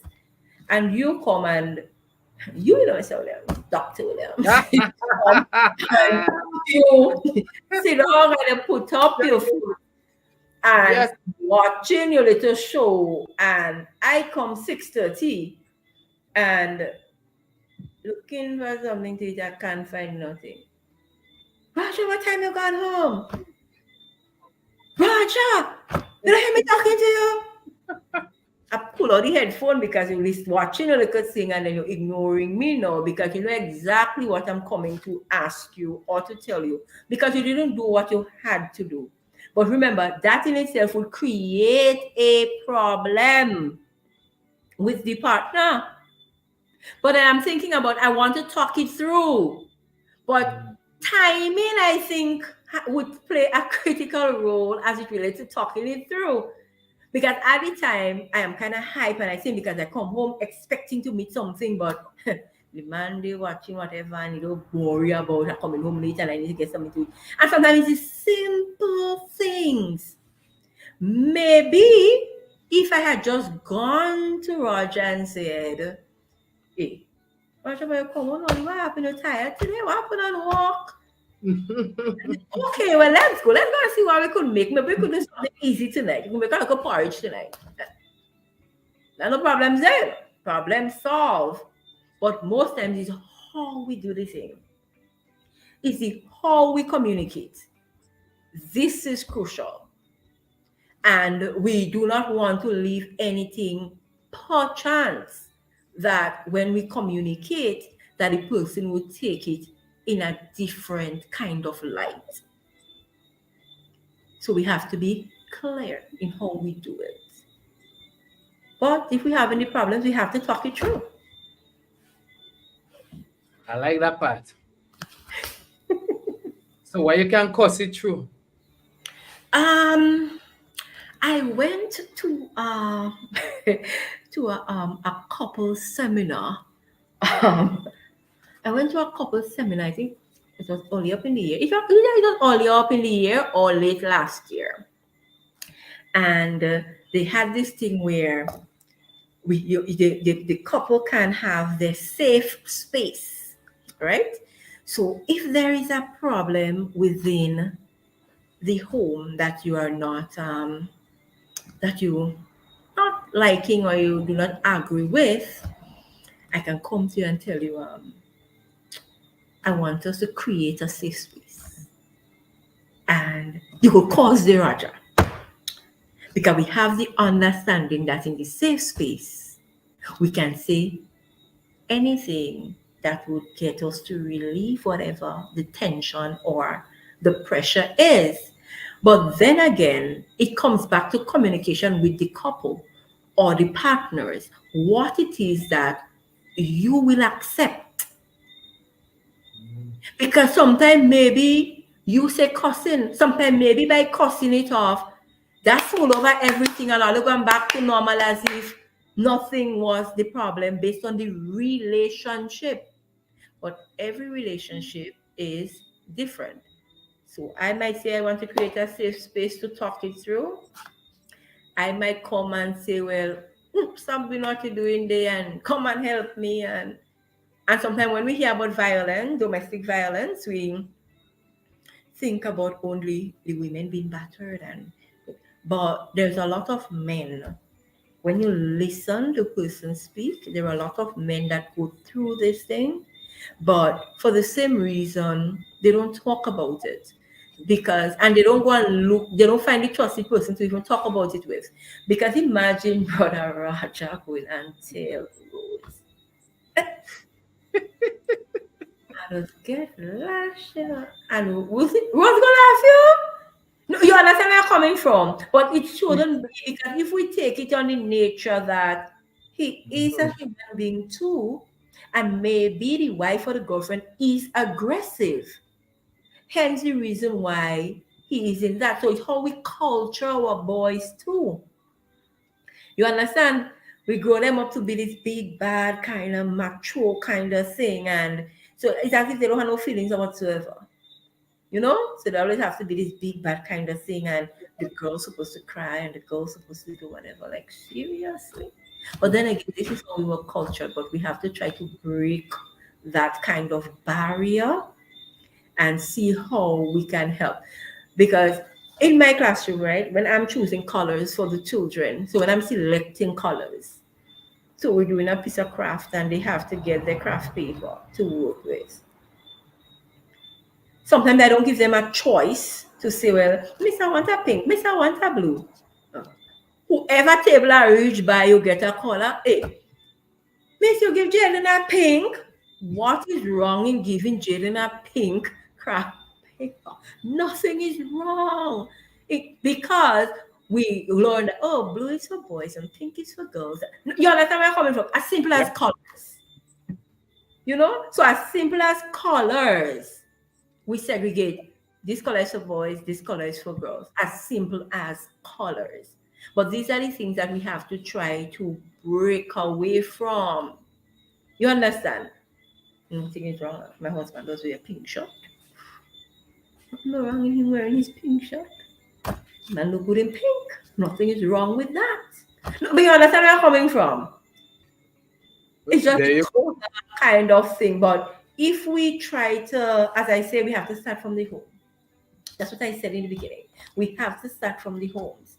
And once we start from the homes, we'll be able to reach one. And if we can reach one in every family, and I always would say that even if we cannot get to start from the homes where we want to start, if we create a culture within our classroom, like a family kind of setting within our classrooms, what the children learn from school, they would go home and tell their parents. And sometimes they see mommy beating up on daddy or daddy beating up on mommy. Sometimes they see it and they might say, oh, you know, teacher say that's not supposed to happen. We're supposed to do whatever. The brave ones might say what they learned in school to help the situation. And we have to hope that sometimes parents will listen to their children, right? Who is you to tell me that? Me that make you, you know.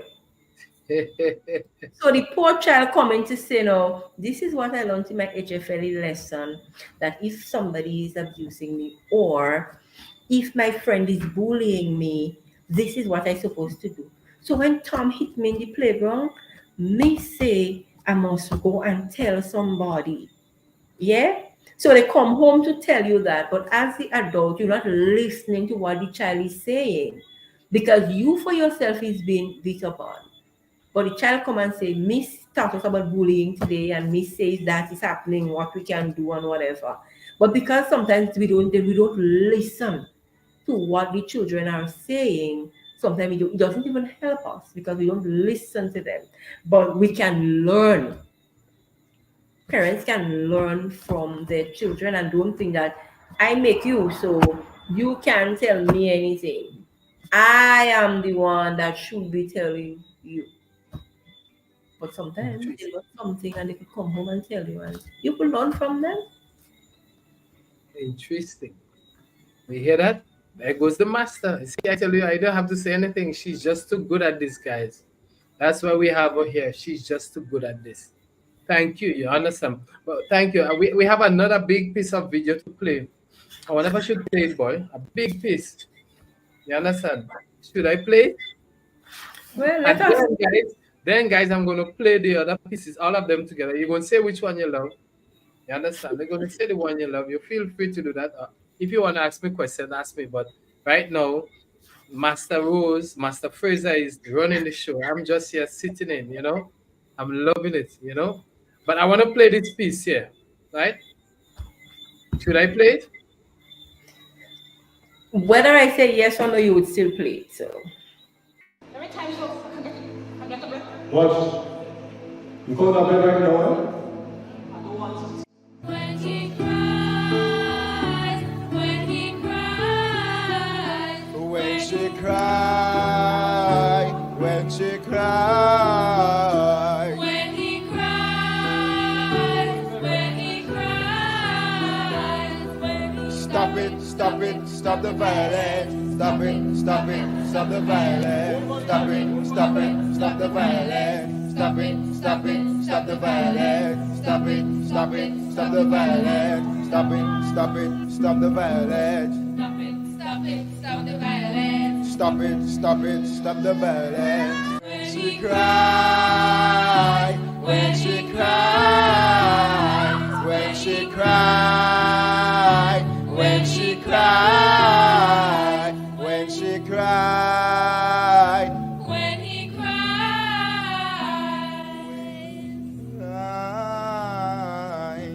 when he cried, when she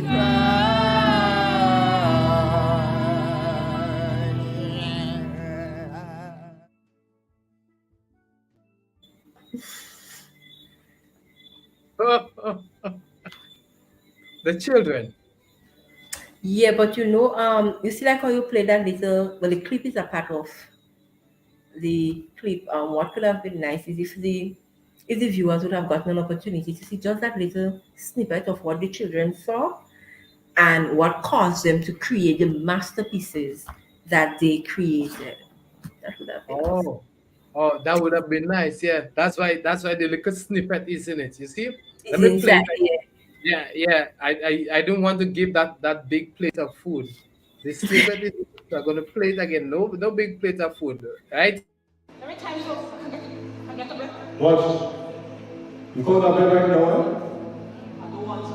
When he cries, when he cries, when she cried, when she cried, when he cries, when he cries, when he stop it, stop it, stop the violence. Stop it, stop it, stop the violence. Stop it, stop it, stop the violence. Stop it, stop it, stop the violence. Stop it, stop it, stop the violence. Stop it, stop it, stop the violence. Stop it, stop it, stop the violence. Stop it, stop it, stop the violence. She cried, when she cried, when she cried, when she cried, when she cried, When he cried,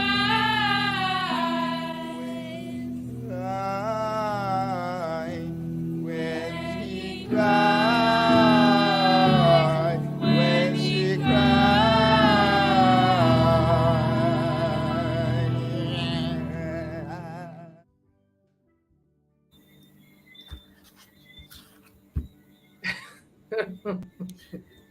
Well,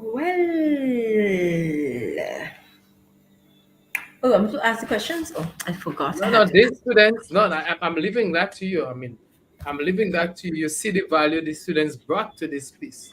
In the end, after working together for just a few hours, Yeah. that was the end product. That is the end product. That is what they put together at the last minute when they say they have to come together and put up one piece together. And they came together with all these ideas and this masterpiece, and you hear the voices. I don't want you to comment again. Yet, I want to play it again for those who miss it. Oliver, make sure you hear that piece. What do you think? Listen, I'm playing it again. every time so I get a bit. Watch. You call that bed right now, eh? When he cries, when he cries, when she cried, when she cried, when he cries, when he cries, when he stop it, stop it, stop the violence. Stop it, stop it, stop the violence. Stop it, stop it, stop the violence. Stop it, stop it, stop the violence. Stop it, stop it, stop the violence. Stop it, stop it, stop the violence. stop it, stop it, stop the violence. Stop it, stop it, stop the violence.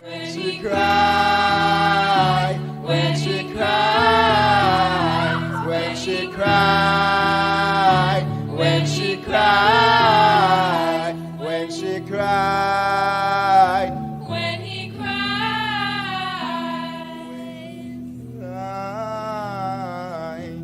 when he cried, when she cried.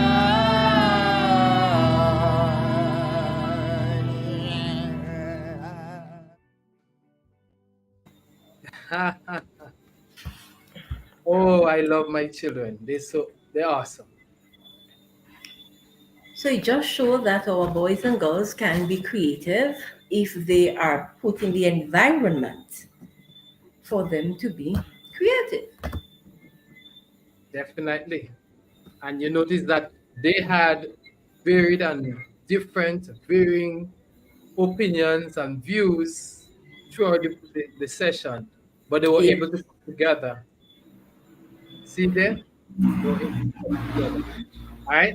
So that's the value that we bring when you combine the arts and not just the chalk and talk. I'll leave that for you because, as I said, we're not staying here long. We're going to play all of them again, but that is the value that we bring. And as a lady who doesn't only use chalk and talk, can you comment on this from a non-chalk and talk moment?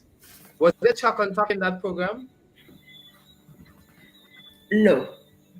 Talk maybe, but not chalk. Talk, not chalk. Talk and action. Watch, let me share an experience with you. Huh? I was doing a math lesson. I think it was length. So I brought the children outside. It was non-standard unit of measurement.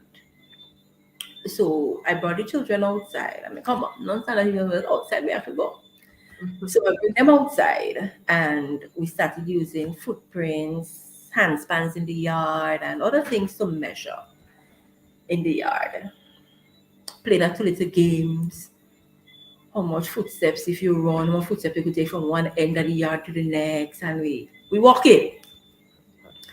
So we went back into the classroom now where I would give them the blocks and the chain links and so to measure around the table and the books and so to see. So they estimate and then they would measure and see, well, how much non-standard unit, how much they would use.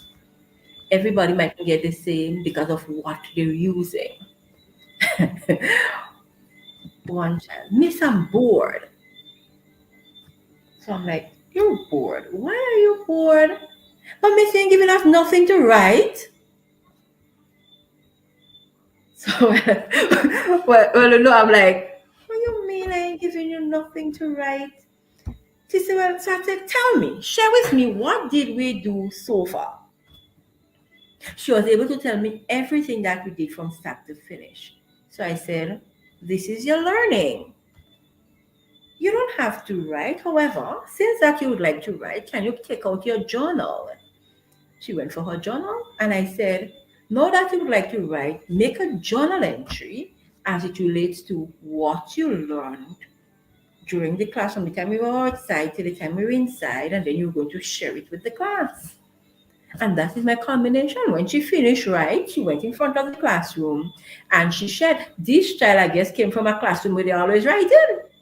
No, you understand where I'm coming from. So to her, if she didn't write, it's as if her the lesson wasn't complete if she didn't get a chance to write. So I experienced it firsthand.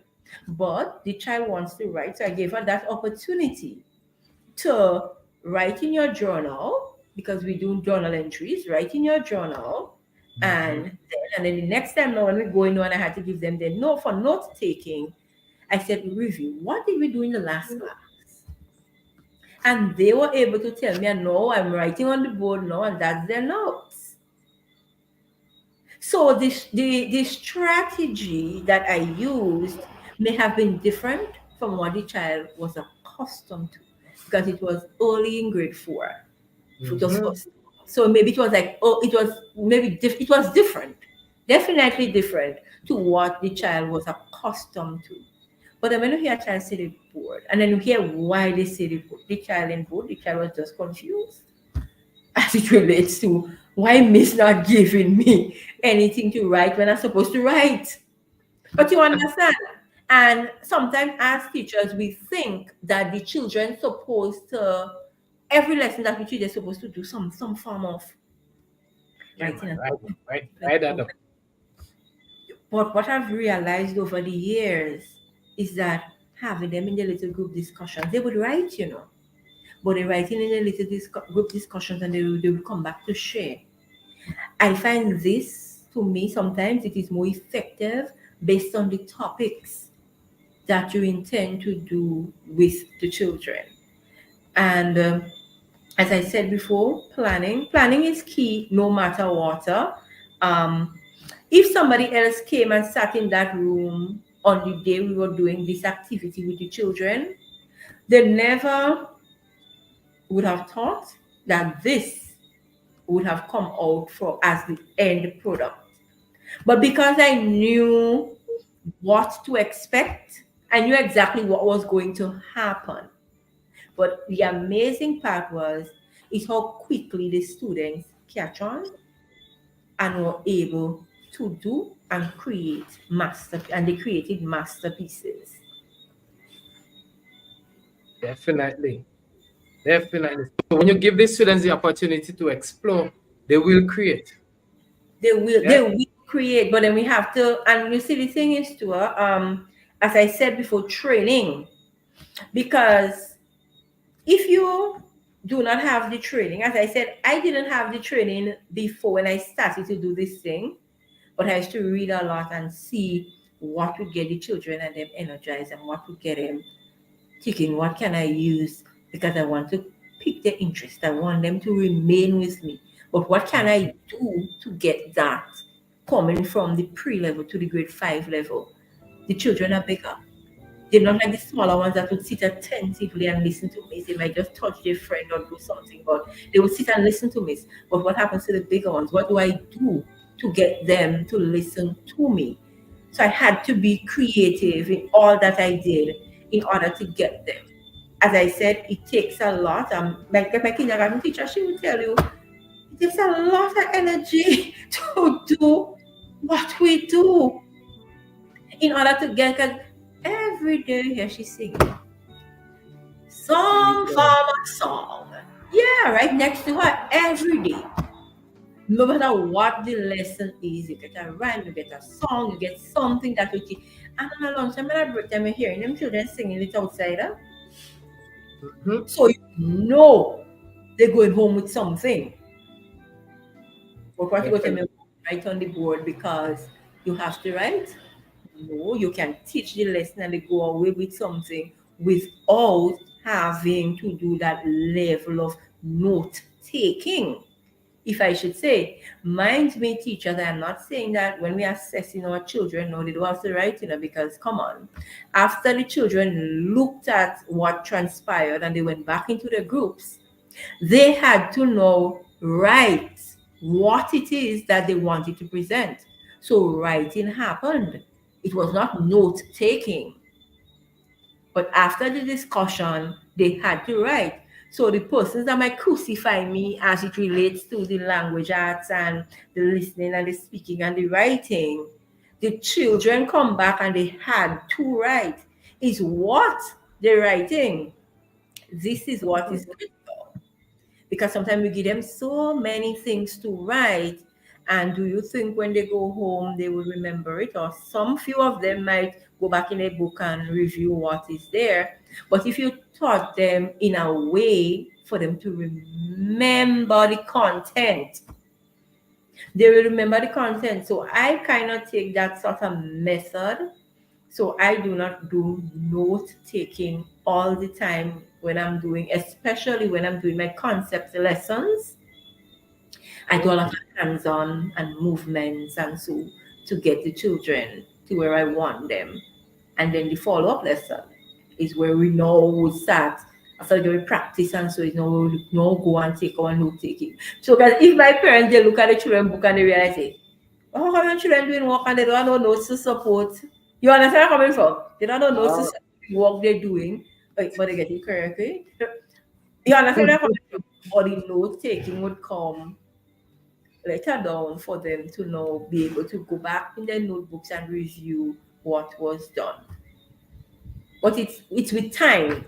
You understand? It's time and getting the opportunity to learn how to do will help. And these days we have so much children that have if we would say behavioral issues, right? And so now we're trying to get him to settle. And you might not know what to do. And a conversation came up with this child I have in my class now. They were asking, how this child doing? And I showed them a video. As to how, look at him.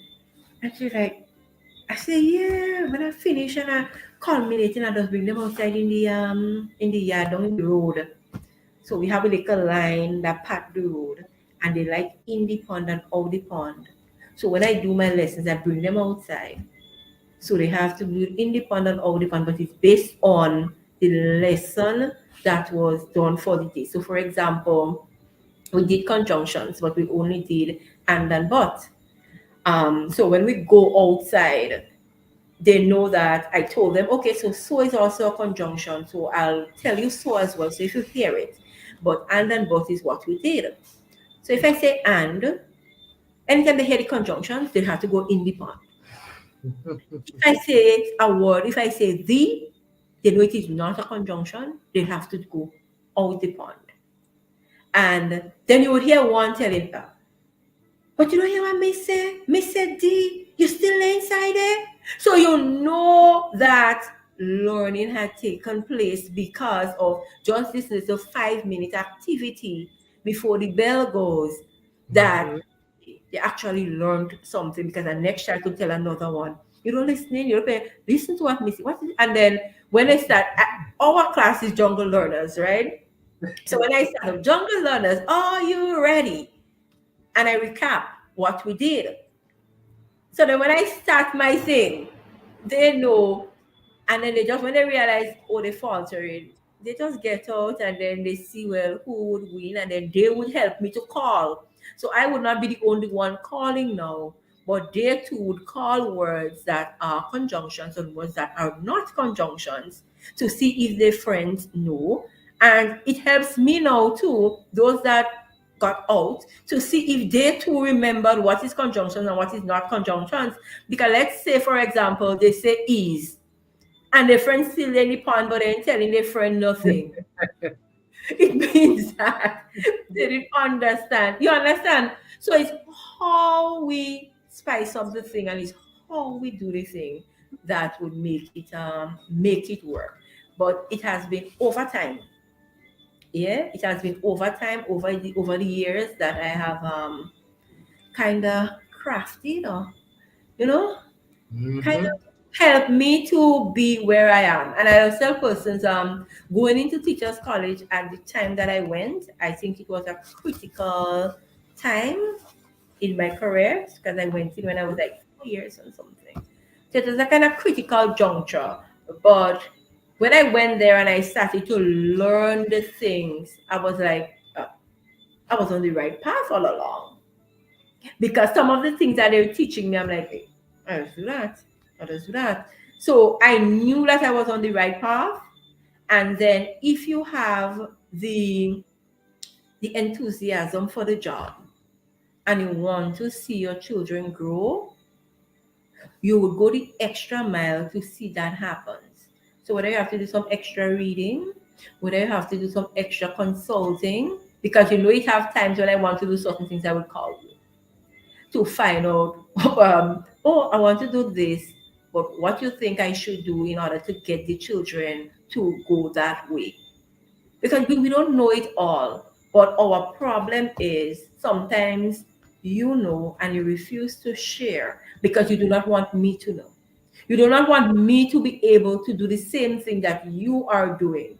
But if you have a best practice, why not share that best practice so that we all can take a part of the best practice, put our own little sugar and thing with it to see how we go sweeten to make our own juice for ourselves and bring it into our classroom and see what happens. So as teachers, you hear they talking now about community of practice. That's the big words now, community of practice. But do you think that there are a lot of teachers that is willing to share, what is happening? But there are a lot of master teachers that they do so many good things within their classrooms, but they do not share it with others. Hence the reason why I'm saying if we want this to work as it relates to what we saw in the videos, teachers have to be trained in this regard, and they have to be on board, because normally what happens is that persons would say they're only playing and only making a bunch of noise in the classroom. Not laughing, but that's a serious thing. I am not saying that when you plan your lessons you have to go into the school and disrupt the other classrooms. So most times, and my children get so bright these days, if one day pass and I take them outside, the next day, Miss, you bring us outside today? Yeah, they bright like that. You set it up. Yep. Expectation that Miss will do something different today and she will bring us outside today. And then I say, but not every day we could go outside, we could have the fun in the classroom too. You understand? So sometimes we just we pat the tables a bit and they come in the middle and we do our own little thing just to get them. And I talk too much sometimes, right?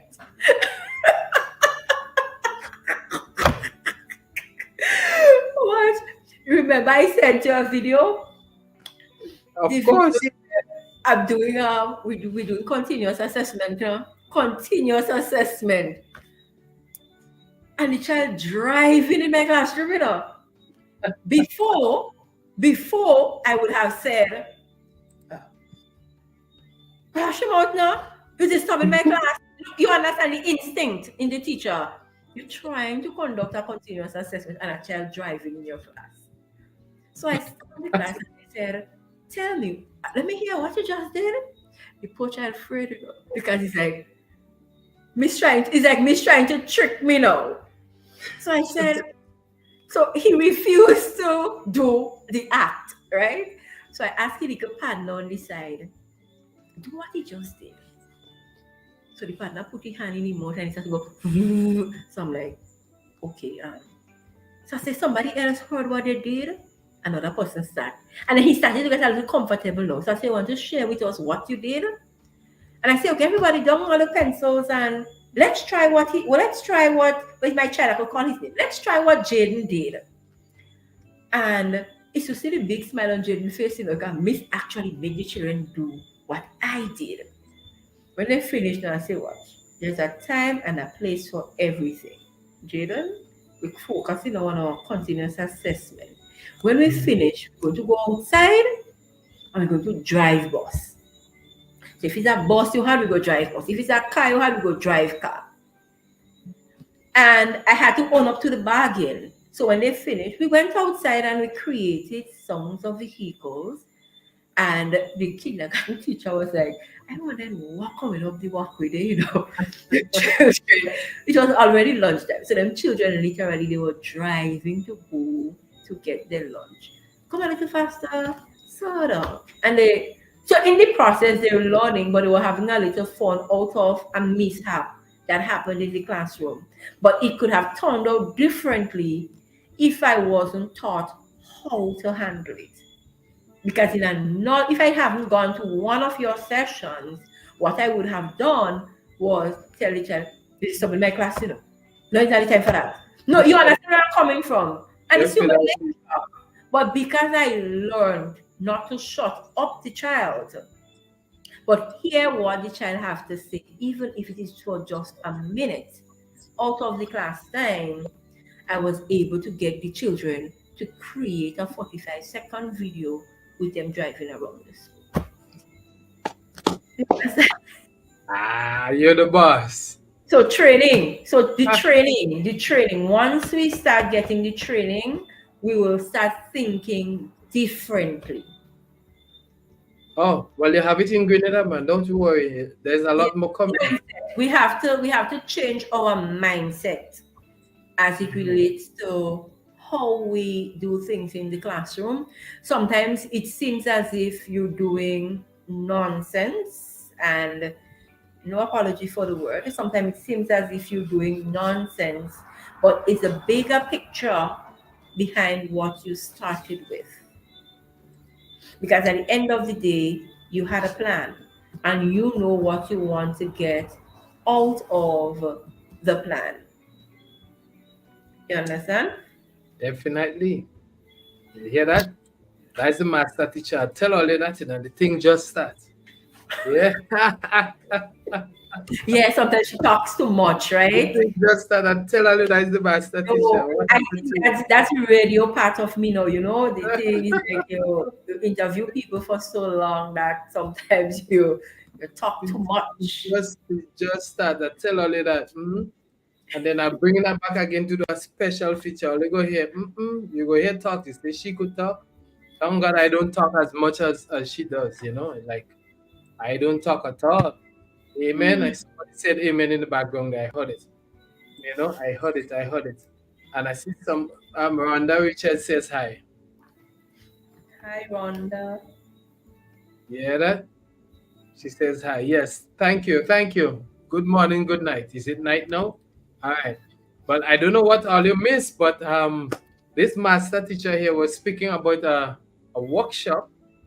What's the name of the workshop again? She went to this workshop and she was helping children. I don't know. Well, you see, I don't know. And they created some magical pieces. Master, she calls them. Masterpieces. You hear that? Masterpieces. And so we were just going through them, looking at them. They will be posted, you understand, online on all our pages. Miss will have a copy. She gonna post them too, so you could follow her as well, all over the place. And then you will look at some. Maybe your child is in one of them, so I should play them again and let your child know if you see them. But I'm not in charge now. It's Master Fraser who is in charge right now. So I'm going to play one, pause, and then she's going to tell me to move on. We have about 5 pieces, and that's it. After that, we will end the show, but Master Fraser is in charge. So I'm going from the first piece, the first one, and then I come back to Master Fraser, then I go to the next one. Woo, he's in charge. That's not bad. Let me see. So I'm telling you where you're going. If I could recall, right? I think I took some notes. So we're going to trust and call us. You hear that? You hear that? Just tell me the one you want me to play. No, I'm afraid you. Look, somebody say hello. Hey, the person knows your boy. That's another teacher. Oh gosh. No. You know, sometimes they say that, you know, because they do not understand what it is that you're actually trying to do until they see the finished product that I post on my status. And that's where I leave it. You know, I post it on my status and then I leave it and I share it with my parents. They have a good laugh as to what the children are doing. And because sometimes you don't have to post all the niceties, you know. So if we have mishaps, sometimes I post the mishaps, you know. Hey, this is what we're trying to do, you know, but this is what happened. We try to fix that. This is it.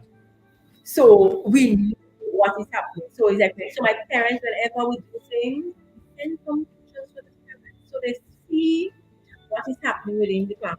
You don't have to wait until we have a PTPC to come and see what is happening, but they know for a fact this is what took place for that week, or today this is what they did, and they send some pictures so that we can look at. And this is something that we have to, as teachers, we have to try keeping that open communication with our parents, because I know a lot of teachers that I would have to say it's parents. I'm always you know, making joke with parents. But how can you be in a classroom with 15 to 20 students and you have no part to do with parents? How is that possible? But I wanted to help me. How is that possible? Sometimes I try to see if I can understand how is that possible. That sometimes a whole term passed and you would not have communicated with a parent.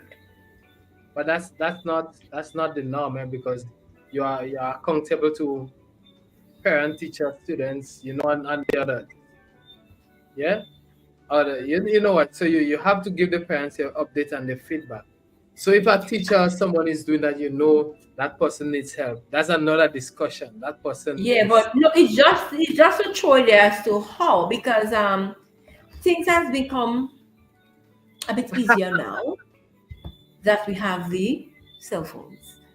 Back then, when the cell phone and WhatsApp wasn't so prevalent, I could recall my little children and them used to have to write in a notebook, Mm-hmm.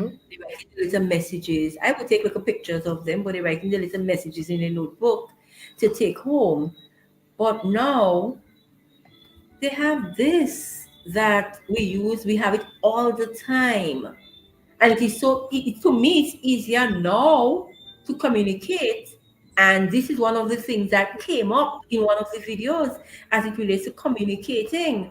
And sometimes we do not get the response that we want or the response that we need. But if you put it, and I always believe, if I post something and one parent answer me, I am satisfied. The other 13 don't have to say anything. I know that one person answered, so I'm happy. And I can share my secret. Sometimes one person that answered me and I go in my chat, Thank you so much, parents, for contacting me.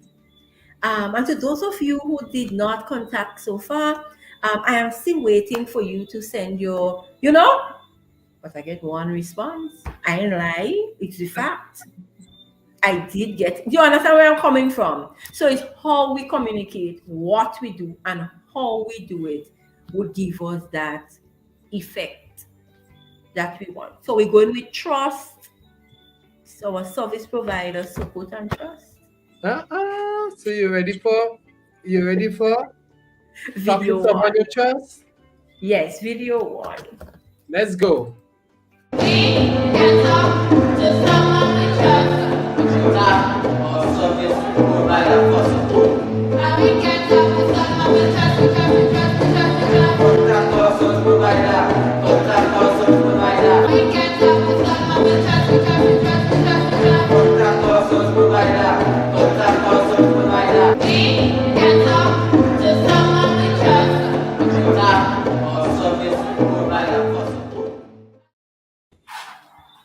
Yes? Yes, so the main takeaway from that one is, here, Roger, see my child in the background, right?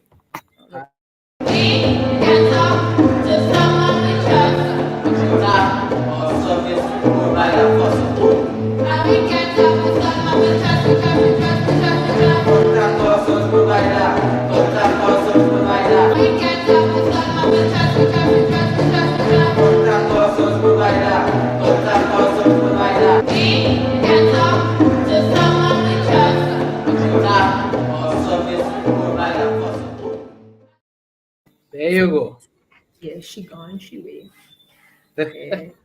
I needed my charger. I needed my charger. So the first video, our takeaway was, and remember we're talking about gender-based violence, and the children would have gotten a preview as it relates to what transpires. So they saw it firsthand, and then they had to comment, and then they had to create this anti-violent chants and songs to see how we can combat this thing. So the first one talk about we need to be able to trust someone. And once we trust that person, we can now look for support as well. And to get support, we know the numbers that we have to call to get this support. So this one is a very, very, very, very critical and important one. And the words, once we take away these speakers, support, trust, call. Whichever order you choose to put it in, you try to work on it. There you go. So what's your next call? Communicate, respect. Communication is key. Huh? Yes. Let's go. That one is a catchy one. All right. Communication is key, respect is key. If it's not working, then it's not meant to be. Communication is key, respect is key. If it's not working, then it's not meant to be. Communication is key, respect is key. If it's not working, then it's not meant to be. Yeah? Oh gosh, no, I'm just laughing because I'm looking and I'm like, my little student, baby. Oh Lord. So that one, communication is key. And you know, in all forums that you go to, persons talk about how important communication is. You understand? And if the children for themselves can come up with communication is key. You know that among themselves, the conflict that they are having, they should be able to resolve them.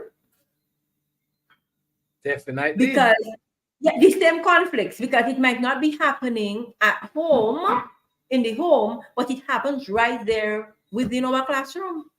The violence happened right there within our classroom. So if we know we need to communicate and we need to show respect to our classmates, then we would have less conflict within the classroom. So I'm just bringing it home as it relates to what can happen within the classroom, even though we were looking at it at a wider kind of spectrum. But to bring it into the classroom, they do have these conflicts within the classroom that they can use this same jingles, these same little words to help them communicate with their peers. They need to walk, they need to learn to respect their peers. And sometimes you do not want to keep your peers enemy, or you do not want to part ways with your friends. But if you communicate well and you trust the teacher enough to assist you, to help you fix the issue with your friend, then all will go well. Definitely. There you go. That's right. That is classic. So what's your next one? Right on point and target. What's your next one? You know, when see the good in me, criticize me. Oh yeah, that one. The one where you like me now, but I don't know what the problem is, and I just decide not to like me anymore. Is that so? So you like that one? Respect me. Respect me. Don't hit me. Respect me. Love me. Yeah. This one, it shares it brings across a strong message, because you just came out from when we did this Child Month. I think it was to the end of Child Month, and they just came out right. So they just came out from that whole thing about love me, cherish me. So now that they have, don't hit me. You need to love me. You need to respect me. So this in itself is hefty, is a lot, knowing that it's coming from them to say that I value me. Why are you hitting me? You need to value me. You need to respect me. You need to love me. You don't need to hit me for whatever the cause may be. Because there is something good in me. You saw something good in me. So why all of a sudden now it is no longer there? And Lord have mercy, was you talk too much. I love it. I love it. If you no, I'm just trying to, and this is a different spin from what we did prior, because I'm just trying to take it now as it relates to into the classroom, right? Our children come to us, and we might hear what the other teachers said prior about a specific child or children, right? So we create our own little blocks already about that specific child. So based on the piece, maybe we didn't see the good in that child, but we started to criticize the child before seeing the good in that child. Yeah?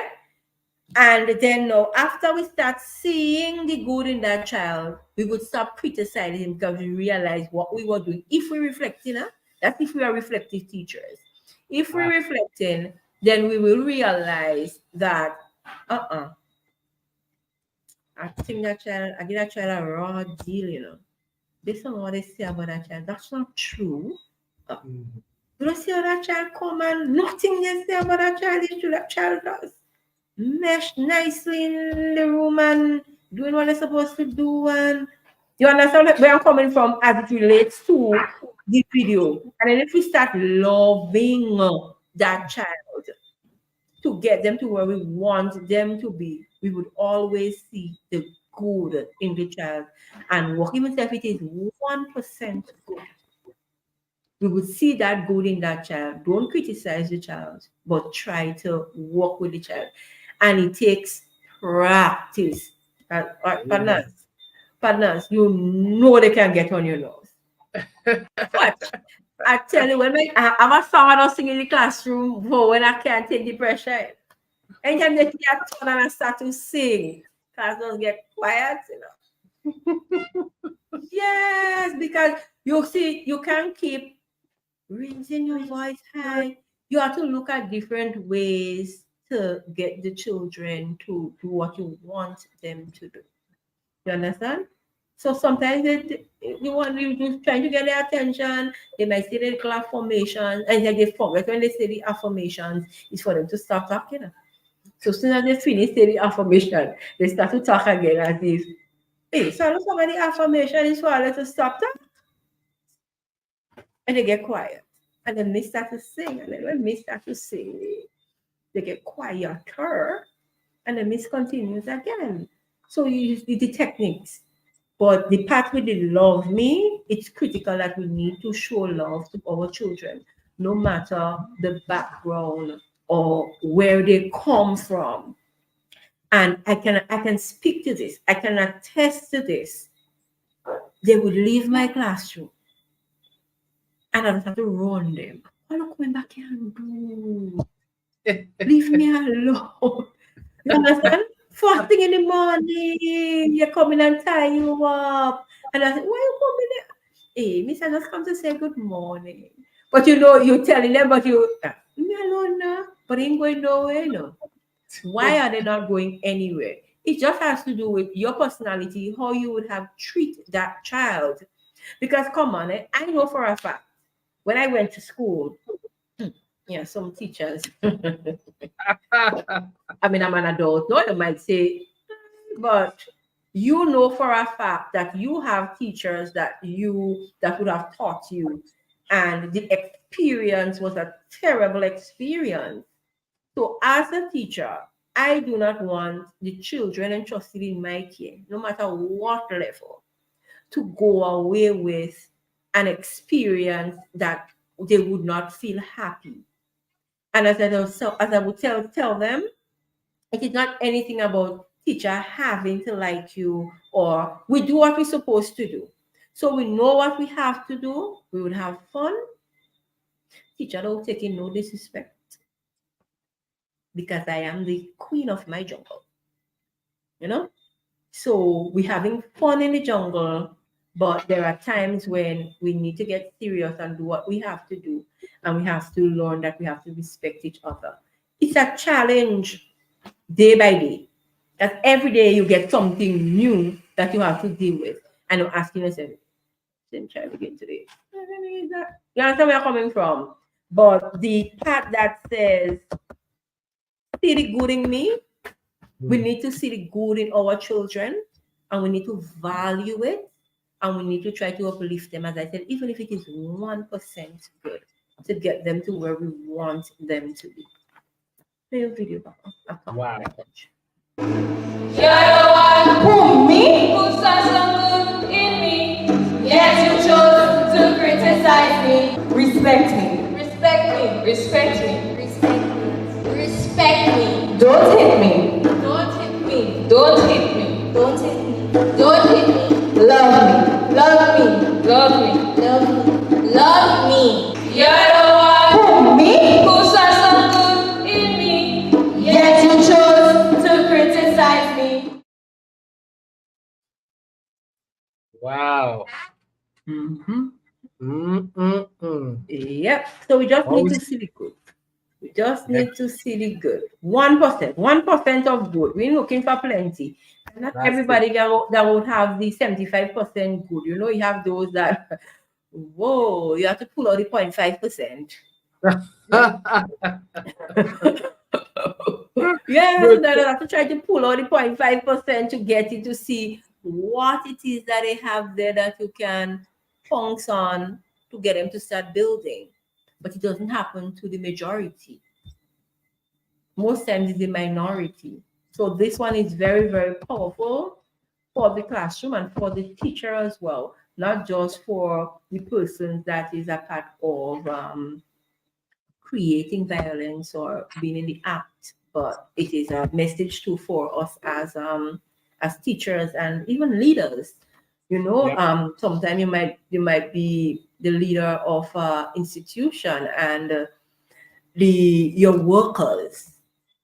You know how you go about, how you deal with your workers too.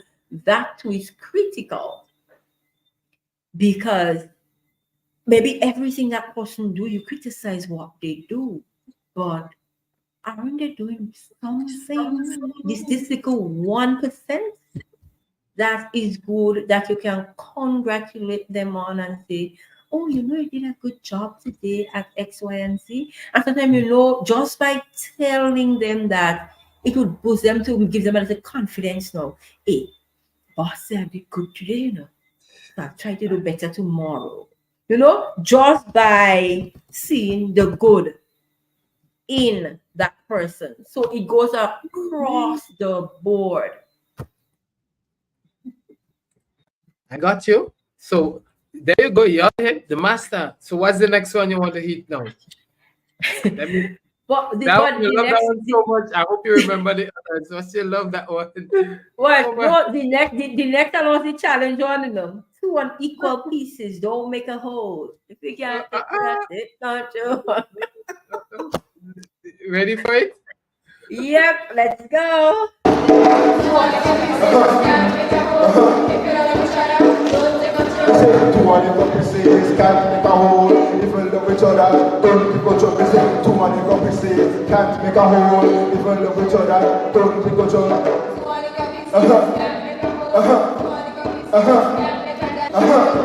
many companies can't make a whole. If you love each other, don't think each other. Too many companies can't.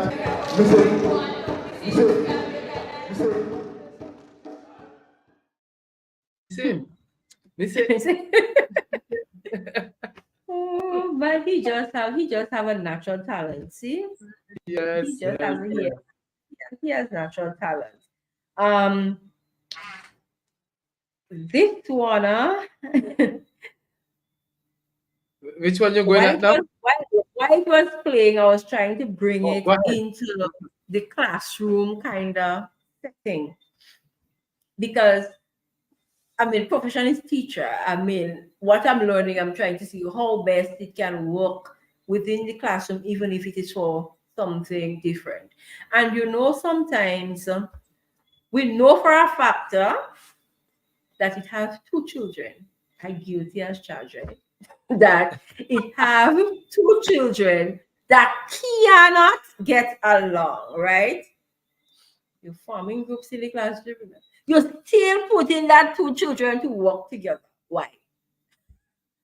2 unequal pieces. They can't work together. But sometimes you're testing the waters. Maybe when they're sitting on by one another, they're troubling one another. But maybe if you put them in the group and you have other children in the group, they will be able to communicate, and they might do differently than if they're just sitting by that person. So when I think about the 2 unequal pieces, I'm thinking about the children in the class that cannot get along. You understand? They cannot get along, but you don't want whatever it is to get out of control. You want to be able to control the environment, but you do not want them to not sit by each other or not communicate with one another in the classroom. So you still have to find ways and means for them to interact within the classroom, even if you know that they cannot they cannot mesh together. But at some point, they have to learn how to, because as they get older, they would meet persons that I don't like you. But as I say, you can't say you don't like the person because you don't know the person. You might not like what they do, you might not like their attitude, but you don't know the person to say that you don't like the person. So you might meet that kind of persons as you grow older. What will you do? Just avoid them completely? And if you're going to avoid them completely, how will that help you? So even within the classroom, they need to learn these little skills of how they can walk around these little problems and conflicts that they have. So as they get older, they would know what to do when they reach in these situations. So this one, it's really critical as it relates to the two unequal pieces. I just brought it into the classroom to kind of give me that kind of takeaway as to how it can work in there, you know. I got you. I got you. Give me the next one. Get your bad. Get your bad. Give me the next. The next one, boy. We're setting boundaries already. We go so quick. Listen, yeah, we're there already. We're setting boundaries already. Yes. Is it setting? Let me play it one time. You call it.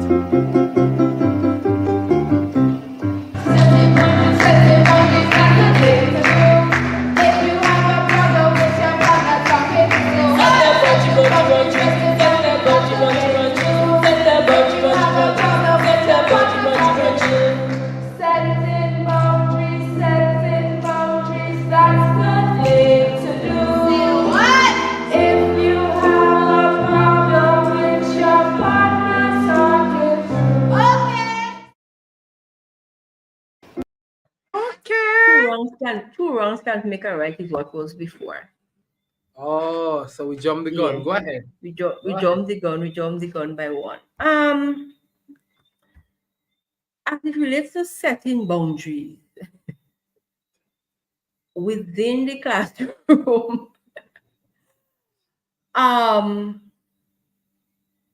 this was taking our rules, the rules that we set for our class, so that the children know these are the do's and these are the don'ts. So we are literally setting boundaries. So you know you can do this, but you cannot do this. So my group of children, they know that once Miss put a table in front of the walkway for we have a little nook for our library. If in the afternoon they didn't remember to tidy it up before they go home, they have librarians. So if they didn't remember to tidy it up, Miss just put a table. So when they come in the morning and they see the table, they will say, "Oh, Miss, we don't have no library time today." They know they don't have any library time today because Miss locked the library. What Miss teacher? The teacher blocked the library, so unfortunately cannot go into the class library. But I set in boundaries, and you know, sometimes the children, you have to know the children that you have, and I am always saying the children that I have now, they're very destructive.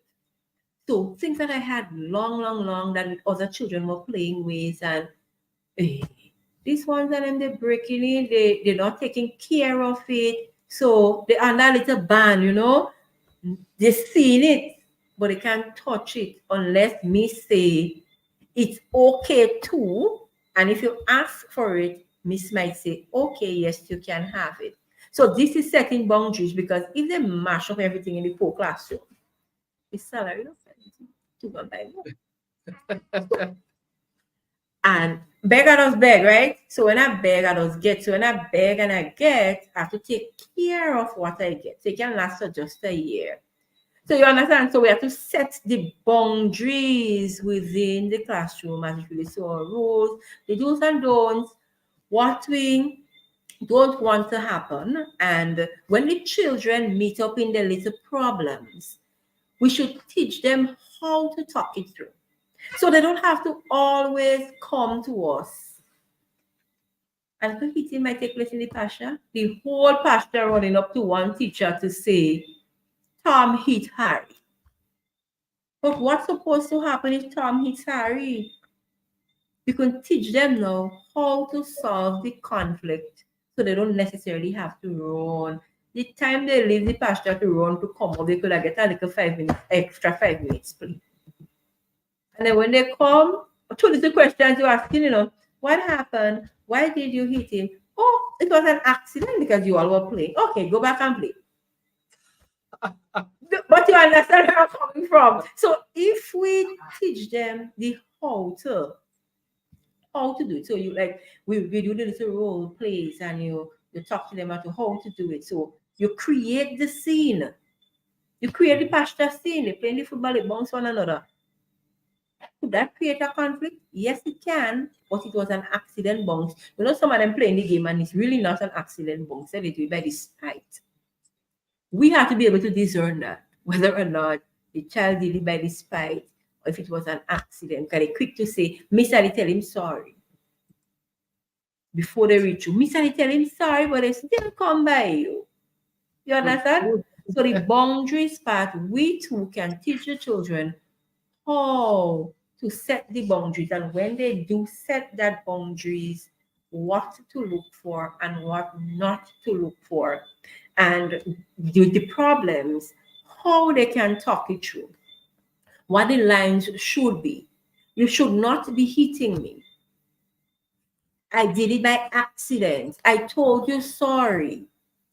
You understand? So we speak to them and we let them know how to, because sometimes we take it for granted, especially the older ones. We take it for granted that they should know what to do. But if you didn't teach them what to do or how to do you think they will know what to do if we didn't teach them or if they didn't learn it somewhere else? Because most of the things that we do, we learn it from someone, whether we caught it and we didn't realize that we did, or we saw someone do something and we realized, oh, I could take that. We learn from someone. At some point in our life, we read something that someone wrote. So how will they get it if we don't give it to them? Whether it's their parents, so whether they get it from home, whether they get it from the church, whether they get it from the school, they have to learn it somewhere. So sometimes we cannot take it for chance that mommy and daddy tell them at home, so they should know what to do. So we should try as much as possible to help them to be able to resolve their conflicts. And I firmly believe that if the children learn how to resolve their conflicts, we would have a lot less trouble or problems within our classrooms because they know how to. And my last grade 4 class that I worked with, I tried it, you have to try things to see if you try it, if you can test it to see if it would work. So every time they come to me with a problem, I am there just as the judge. So they had to question one another to figure out. They're the lawyers, and I'm the judge. I'm just there. Oh, I didn't hit you by the spike. Oh, I didn't think. So they learn how to do this thing. So if you know what you have to do, you have to come to me when it happens tomorrow. No, resolve the conflict in the past that I taught them how to. And they part of HFLE. You understand? So they didn't just write the notes, but they learn how to. So understand? So it's not all about the note taking, but giving them that experience in the role plays and so they would understand how to do it. And now that we're learning how to do it in a more creative way, with the little songs and getting them to do the little chants and so, the classroom will be a little more exciting, There you go. Two wrongs can't make a right. Oh, two wrongs can't make a right. Oh, do we have one like that? You should. Is that so? So let's take it. Everything started has to end, and two wrongs can't be correct. Therefore, the relationship should end or be resolved. Realize every action has consequences, so think twice. Realize every action has consequences, so think twice. Realize every action. That last part, we spoke about the first part, but you see that last part, with children realizing that every action has consequences. So when we write up with nice little rules, no eating in the classroom, shouldn't run in the classroom. You have to put the consequences, So if you run, this is what would happen. So they know that every action has consequences. Because when I put up the rules, but the rules just there, the children they break it, but what happens when they break the rule? So the rules should go with the consequences within the classroom. Got you. You hear that? Miss have it locked, I tell her, Miss have it locked. Simple and straightforward. Yeah, rules with consequences. Yeah, and don't just set the trap so that when they come, you say, I catch you. Line it up properly so they know the do's and the don'ts. Classic. They know the do's and the don'ts. Exactly. Straightforward. Classic. I love it. Do we have more? Well, the what I said, the biggest of the masterpieces. Oh gosh. I don't with you. No, what? Little laugh. No, so it's like you said, so like I gave them so we had a continuous assessment, right? So they comparative and superlative, right? So they have to compare. So they're correcting, I see the biggest of the twins, the biggest, I'm like, oh, how come twins turn triplets? So for me correcting, it was like a little side joke. So I went back into the classroom and I said, Ethan is not in my class, but he has a twin brother. And I said, Ethan has a twin brother. How many children his mother made? So I read the sentence. So I said, what should be the answer? Oh, so you understand where I'm coming from. So it's like when I think I'm like seriously, I realize that it's like Miss trying to trick the poor children. But Miss wasn't trying to trick them. Miss was just trying to figure out if they understood the concept. But to them, he's the biggest of the twins. So this one now is a lot. So it's the biggest of the masterpieces.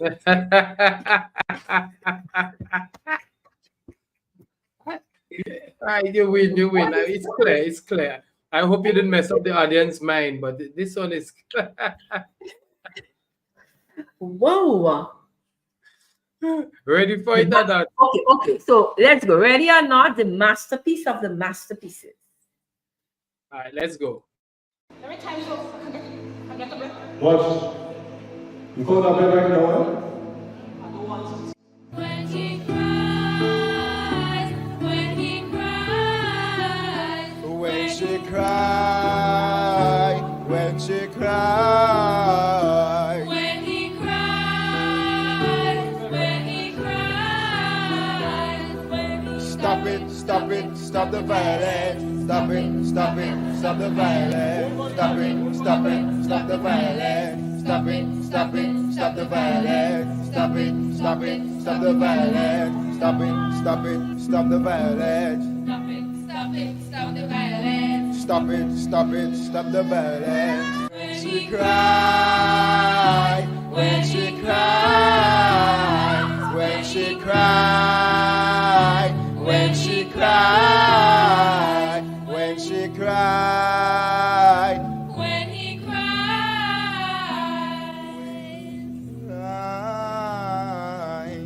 when he cry,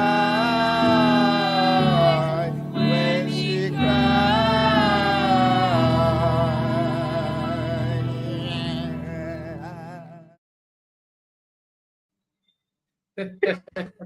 Oh gosh. Stop the it. biggest of the masterpieces. Yes. Stop it. Stop it. Stop That it. pulls it all together. The biggest Yeah, of and the it's just and it's just that we should learn, or we should understand that within the classroom it should be a family. So if one child is hurting, we all are hurting. So we all should feel the pain for that one child that is hurting, because we are a family. And that's how the Yep. classroom should be. We should be a family. So we take care of one another. We love each other unconditionally, no matter what. And we bad for we friends. You know? That kind of bonding, we bad for one another. So nobody come and hit we friend and say, well, I'm a family member, I can hit my family member. So we have to just stop it, stop the violence, and we do good things. Got you guys. You see what I tell you? Just like that. That was Master Fraser telling you about the GBV workshop that we did, and she's just nailing it. I mean, she passed the exam already. So, I mean, A plus. She's always an A student, exposing her now. She's just like that. The person that get married to her will be a happy person. So bless the Lord, Would Anyway, be or is he? you plead the fifth. You're not supposed to. I'm answering you tonight. No, I plead the fifth on now. I'm answering you. Don't try that now. You plead the fifth. Yeah, are you coming and talk now? As you plead the fifth, you want to talk now? So whoever is married to this lady will be a happy person. You understand? You break the fifth? Yeah, well, I hope they hear you. It's excellent. You always excel, which is really admirable. And of course, we'll tell them more about the other things another time. I ain't telling them what else you're doing, because you're someone who loves children. You love to give back. You're a champion. You understand? You're a champion, and you had something coming up. So we had to talk about that coming up in the next show. Make sure you stand by. But No you have problem. something coming up. You understand? So because things are, I'll call you and we go expose it. But guys, that was our let me not do that, man. It was good to talk about that. I mean, the program, it was our gender-based violence workshop put on with the students and let her finish. Let me hush. Let me hush. While she put her thoughts together, let me play the piece that she wants. Which one you want me to play again for the audience? You don't really have to play anyone, and I could put my thoughts together, but I'll question you first before I put my thoughts together, and you know that. That's what I was trying to run from. Go ahead. Exactly. So you can't run from it. Gosh. So based on, you've done a lot of workshops before, right? And you would have done that one with students from the different schools coming together. How was that experience for you as the facilitator of the workshop? Let me cry. Oh, awesome. As expected, it was a mind-blowing one, because the vision I had and I saw with that simple mission that I put together there, it materialized as expected. So although I knew the results, notice I say I know what it would be. I was in awe to see how easy it was for me to get these students, because I always wanted to make this happen. Having been denied that opportunity so many times, I always bless the Lord. I say the children are the most powerful, but when you're not given that opportunity to touch and show that the children could reach out further than we think. And when that happened, I say, yes, there we go. See there, as the Jamaican would say, you see, this is it. And so for me, it was mind-blowing. Beyond that, I was overjoyed, happy that the students are the biggest messengers. And in that one day, when there were doubts and saying, no, that can't happen, I was told you can't get that done, it will not be possible. I said, not possible what? So I was extremely happy to see how I could put this masterpiece together. Yeah? But you know me, you know what I do. Yes. I always get And the job. I agree. And as I said before, training. Once the teachers get the training and the buy-in as it relates to the creative arts and the performing arts, because we might think that I cannot sing. Well, you know I cannot dance. And sing I can dance, but I could get the children to dance. I could tell them what I want them to do. 2 step to the right, 2 step to the left, 2 step forward, 2 step back. The dancing. Well, Miss can do a bit, you don't know she left foot from her right foot. But sometimes we might think we hear creative arts and performing arts, and we might think, oh, music. I don't know nothing about music. You understand where I'm coming from? So the doubt, and then you ask yourself, how can I? It's like extra work they're trying to give me. How can I incorporate this within my lesson plan? No, you understand where I'm coming from? Because when you're going to teachers with these things, we have to take into consideration, are they going to say more work again? So it's like, no, it's not more work again. It's the same lesson plan. You just turn it up. That's it, my girl. Yeah. Turn it up. You just turn it up. It's the same plan. You just turn it up, but a little extra, but it's the same plan. But you're looking to get the same outcome or the same result, just using different strategies to get with what the you're students, looking for. With the benefit for the students, because teachers like to take it too much. With the benefits for the students. Yeah, it must go towards the students, and that's where the value comes in. The students must we give them that opportunity to do. And Lord, we should talking again. So so like for example, for she's a creative teacher, guys. Don't worry. No, I don't know. You have to tell me how I creative. I don't know about that part day. So like for example, say you are creative. I said you are creative arts teacher. Oh no. I don't know about that part day. So for example, when was Diabetes Day? That was Blue Day, right? So the children came all dressed in blue and stuff like that. And I was like, what, right? And that's what I'll do for that day. How would I incorporate? Because I have to do the math. They have to do the to plan the day for the different subject areas. So I switch up my timetable because I say, okay, I don't know how the children know about diabetes. So I don't know what Miss know about diabetes either. So we got to learn about diabetes together. So the poor children come and we do HFLE first thing in the morning. And I like technology. So I just tell them, oh, you're going online and you're looking for what is diabetes. Read up and tell me what it is that you found. I put them in a groups, 3 groups. And they had to know what they gathered from diabetes. However, I gave them some guided questions. So they had their guided questions and they was doing their research as it relates to diabetes, because that's the day we celebrate. We were told to come with blue, so we have to know why we're wearing blue, what is the purpose for it. And the children, they did their bit.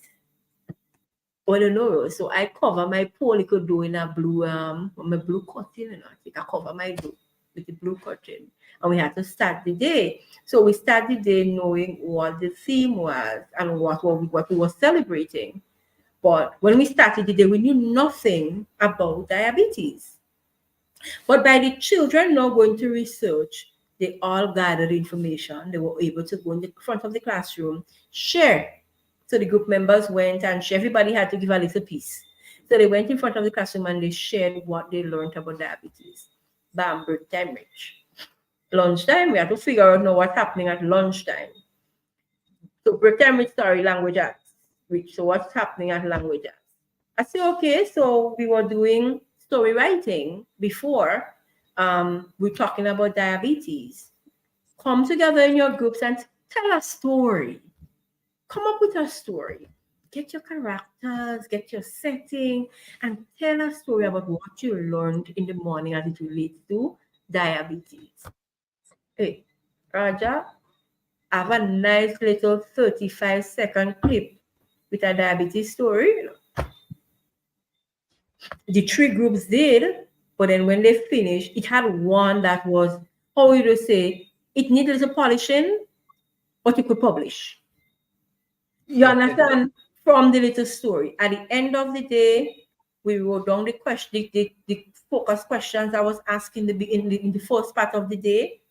They got their blood drops, they wrote on it, and we stopped. So at the end of the day, we were able to say what the theme was, what is diabetes, the types, what caused it, how we can prevent it. And that happened throughout the day. But it had to take place with planning. So if we didn't plan, how would you know? I might have gone and say, what I could do for diabetes with maths? No, but you understand where I'm coming from. But we have to plan. We have to plan. And I try my best. As I tell persons, I don't boast or anything. I let my work speak for me. So when I do what I do, I just post it on my status so persons can see what the children did on a specific day. But it's just getting them to be creative. Christmas is coming. My children ain't do no Christmas card. I'm tired of Christmas card. No, but 13 years not doing Christmas card for Christmas. I'm tired with cards. Play some music and then put children. We have an art teacher. And it's my art time. I say, watch. We're doing Christmas card this year, and we have to find something to do. We use bottles and the children painted bottles and so on. Watch. They have Christmas tree in one of the bottles. They have a snowman for another. And they bring in bottles home for their parents for Christmas. When we go to school tomorrow, God's willing, we create flowers. And they'll put it in the bottle and take it home with tired cards. So the creativity don't have to be nothing about no jumping and no dancing and no, it don't have to be like that all the time.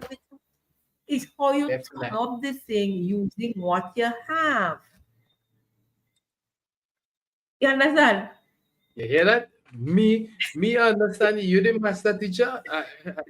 Me, what I know about teaching, I do they no classroom. How much years you were in there about 20? Oh, actually the fifth, yeah, I don't. But that is the value. That is the value that we want to see everybody grasp. Because as we say, if you remember, if you focus on that the classroom teaching learning environment is not solely for the teacher, but is for the students, the greatest benefit should be for the student and not for you to look good as a teacher. Then you would go out and help the student to make it. All right. And that is really important. So we'll be out there. I mean, we have more to do. There's a lot more to do. But we appreciate the teachers who step forward and say, let's transform and change the way that teaching and learning happens. That is the most important and critical step. Let us change this old, long time outdated traditional way. We are about 40 years behind doing the same old stupidness, donkey years, and we still continue in the classroom and you want children to transform and change. Hell no. You understand? So we have to be modern and don't talk 21st century if you're in 1498 still. You understand? But what are some of the challenges too that when you're thinking about workshops and so as it relates to how can we use the creative and the performing arts to help the children that are having behavioral issues within the classroom. As a teacher, if you can share just some light as maybe one thing, a tip as it relates to how can we use the performing arts or the creative arts to help the children that they might have anger issues or they might have these behavioral challenges that the teacher themselves are having issues with. How can we, as the master teacher?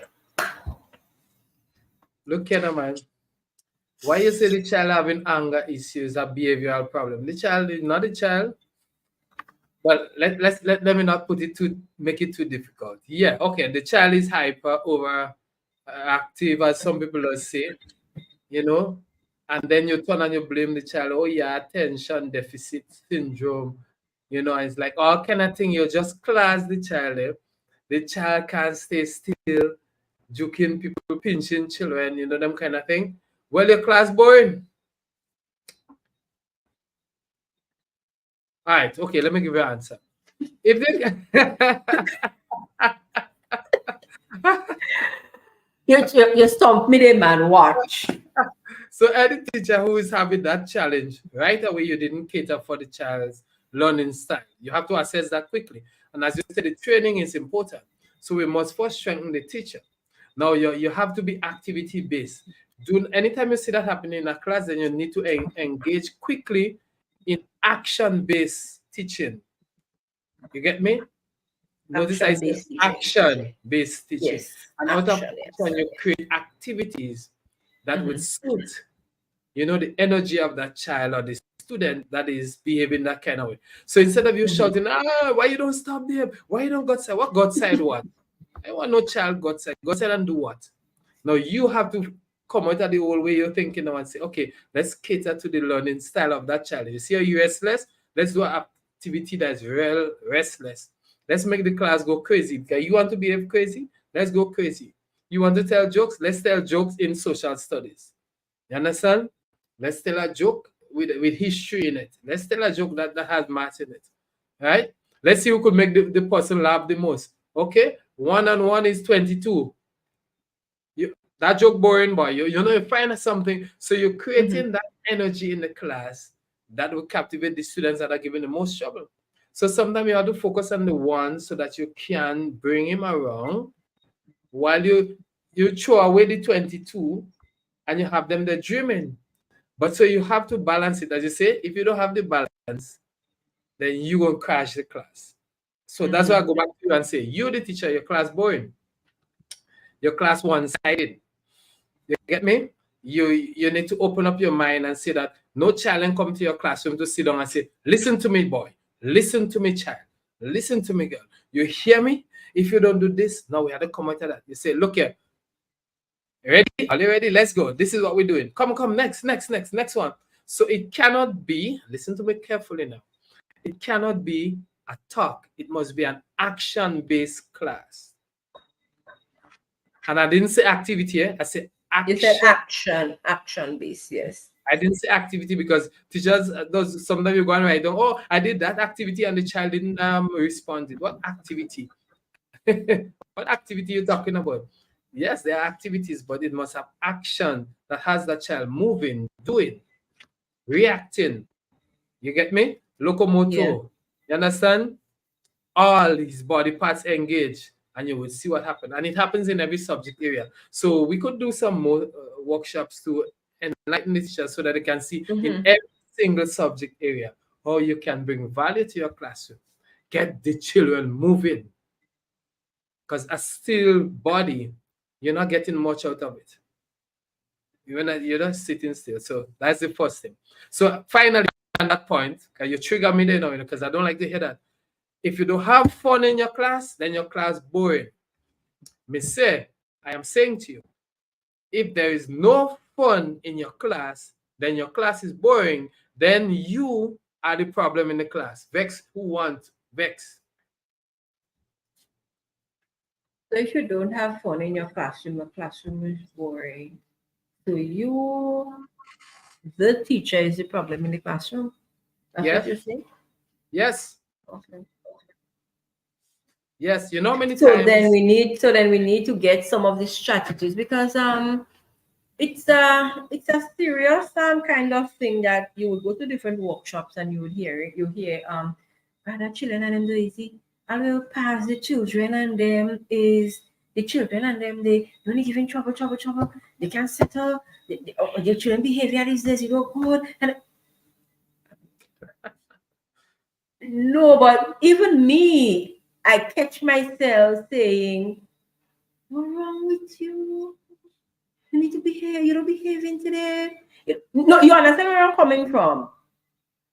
But by getting the little training to help you to how to deal with how do you deal? He has some that goes deeper than using the action-based class, having the action-based classroom or using the action-based activities. It has some children, some of the issues it drives a little deeper than that, where the counselors will have to assist in this regard. You understand where I'm coming from? But in normal, everyday classroom management, getting the children to settle and do these things, I understand that it relates to the action base. But as it relates to a teacher that would say, so you want me to be a puppet then?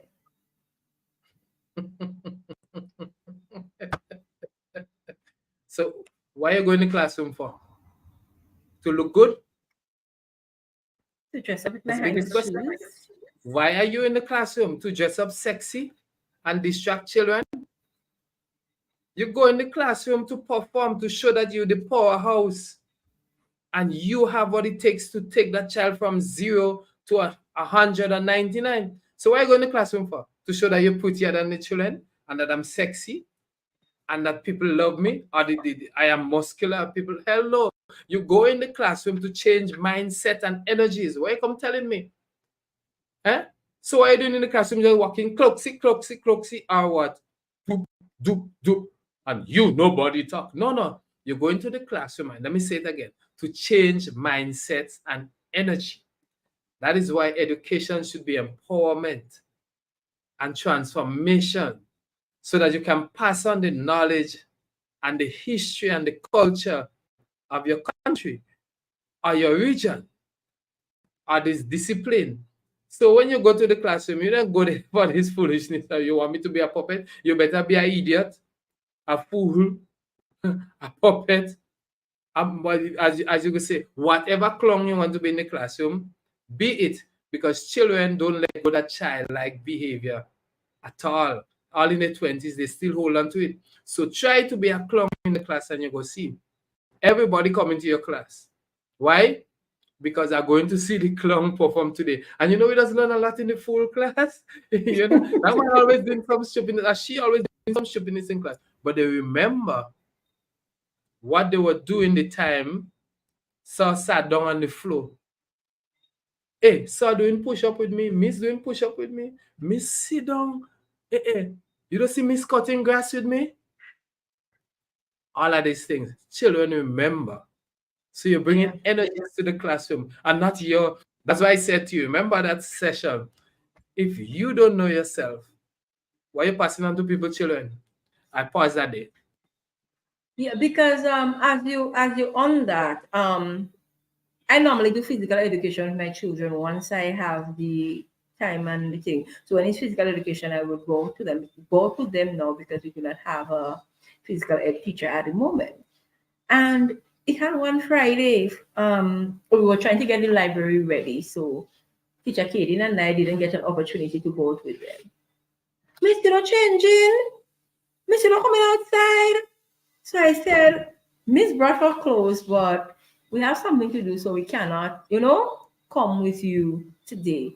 But it shows that the children enjoys when you come and do the activities that they're engaged in. So Miss is actually doing with them. And the minute time you didn't go, they come to remind you, because they're changing their clothes and they find you sit down and you ain't getting up. Miss, time to change clothes? No, don't gonna change your clothes. Miss has to get up and go and change her clothes, because the children are now, you give them time to change their clothes. So Miss is supposed to go and change her clothes and get ready to go out into the pasture as well. So by you saying that, I understand where you're coming from, because with you joining in their experiences, they would remember Miss did this, Miss said this, because Miss was actively involved in what was happening. Definitely. And as I said to you, any subject, that's why I say the creative arts trained teacher should be able to teach any subject area, assist anyone in delivering the content in such a fun way that the children don't even realize that they are learning. You see?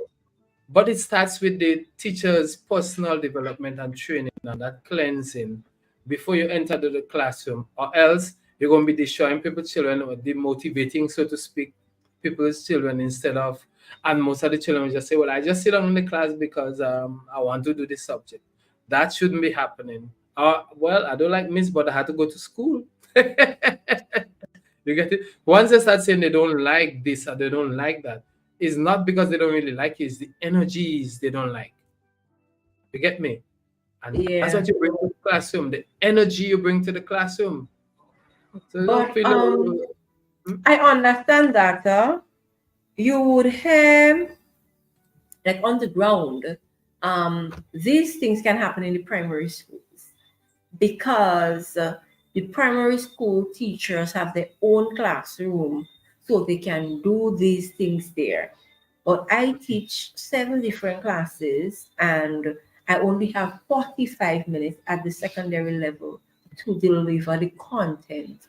What do you say to a teacher that is thinking that along that line, that thinking, I would love to use the creative arts or the performing arts within my classroom to deliver my content, but I only have 45 minutes. How can I do this? You have too much time. You have too much time. You waste. Well, if you can't deliver your lesson in 45 minutes, you have too much. Even in 30 minutes, that's a lot of time, because I tell you, from the time you enter the class, your lesson starts. And the traditional teacher tends to go and write on the board, the objective today is, today we are going to, that foolishness need to go out the door. You get me? That's where you're losing 10 minutes. Good morning, class. Sit down. Stand up. Take out your book. Today we are going to do XYZ. Listen to me. You just lost 10 minutes. If you want to do that, then in your first day or second day with your students in class, have your agreement. When you hear I come to class, make sure you're ready to write or to do whatever. So you have to establish that contract with your students. You get me? That's critical. But as you enter the classroom, class starts. All right, let's go. Boom. All right, this is what we're doing today. Everybody ready? That's it. Your class must be action-based. Remember that. So for the students, it would be like, whoa, we get 30 minutes of action. You get me? You activate the brain, the mind, the thought process. That is what, but if you have 45 minutes, that's a lot of time for a creative arts engagement. But as you say, the planning, when you plan, it means that you know what you want them to learn, but you would bring it through across in action and activities within this. Okay. So the activities must require movement. Activity requires them to get up, shift, do, question. Imagine you're teaching an entire class with all the students sitting behind a table and desk in this modern time. You get me? You're wasting time. Students come to school to eat, to feed from you. And a lot of them come with the knowledge already. So you need to turn it around now to say, this is what you know, you see? All right? So that's a lot of time. The creative arts teacher is a teacher that creates what? Engagement activities. Engage. You engage, and when you engage, you question, and you create more collaboration in the classroom. You would see that it's like, wow, my 30 minutes would not be wasted anymore. And then the children will start to say, Lord, so we need more time. We need 2 hours now. Go ahead. No, because the thing is, it happens there. I mean, I've heard it before that, and even when I know we would speak about the master class at another juncture, but I've heard it that it would work for the primary level. But I could see all of you listening at the primary level. But what happens at the secondary level? It would be nice. No, hence the reason why I asked the question, because we got the training, but are we going to go back to the school to try and utilize what we got? Or are we going to go back the same old way? So when we think about training, How are we now that we train? So what are the follow-up? How are we going to know that we're creating an impact as it relates to that I'm minding a business now? I don't mind everybody business. So I'm minding yours now.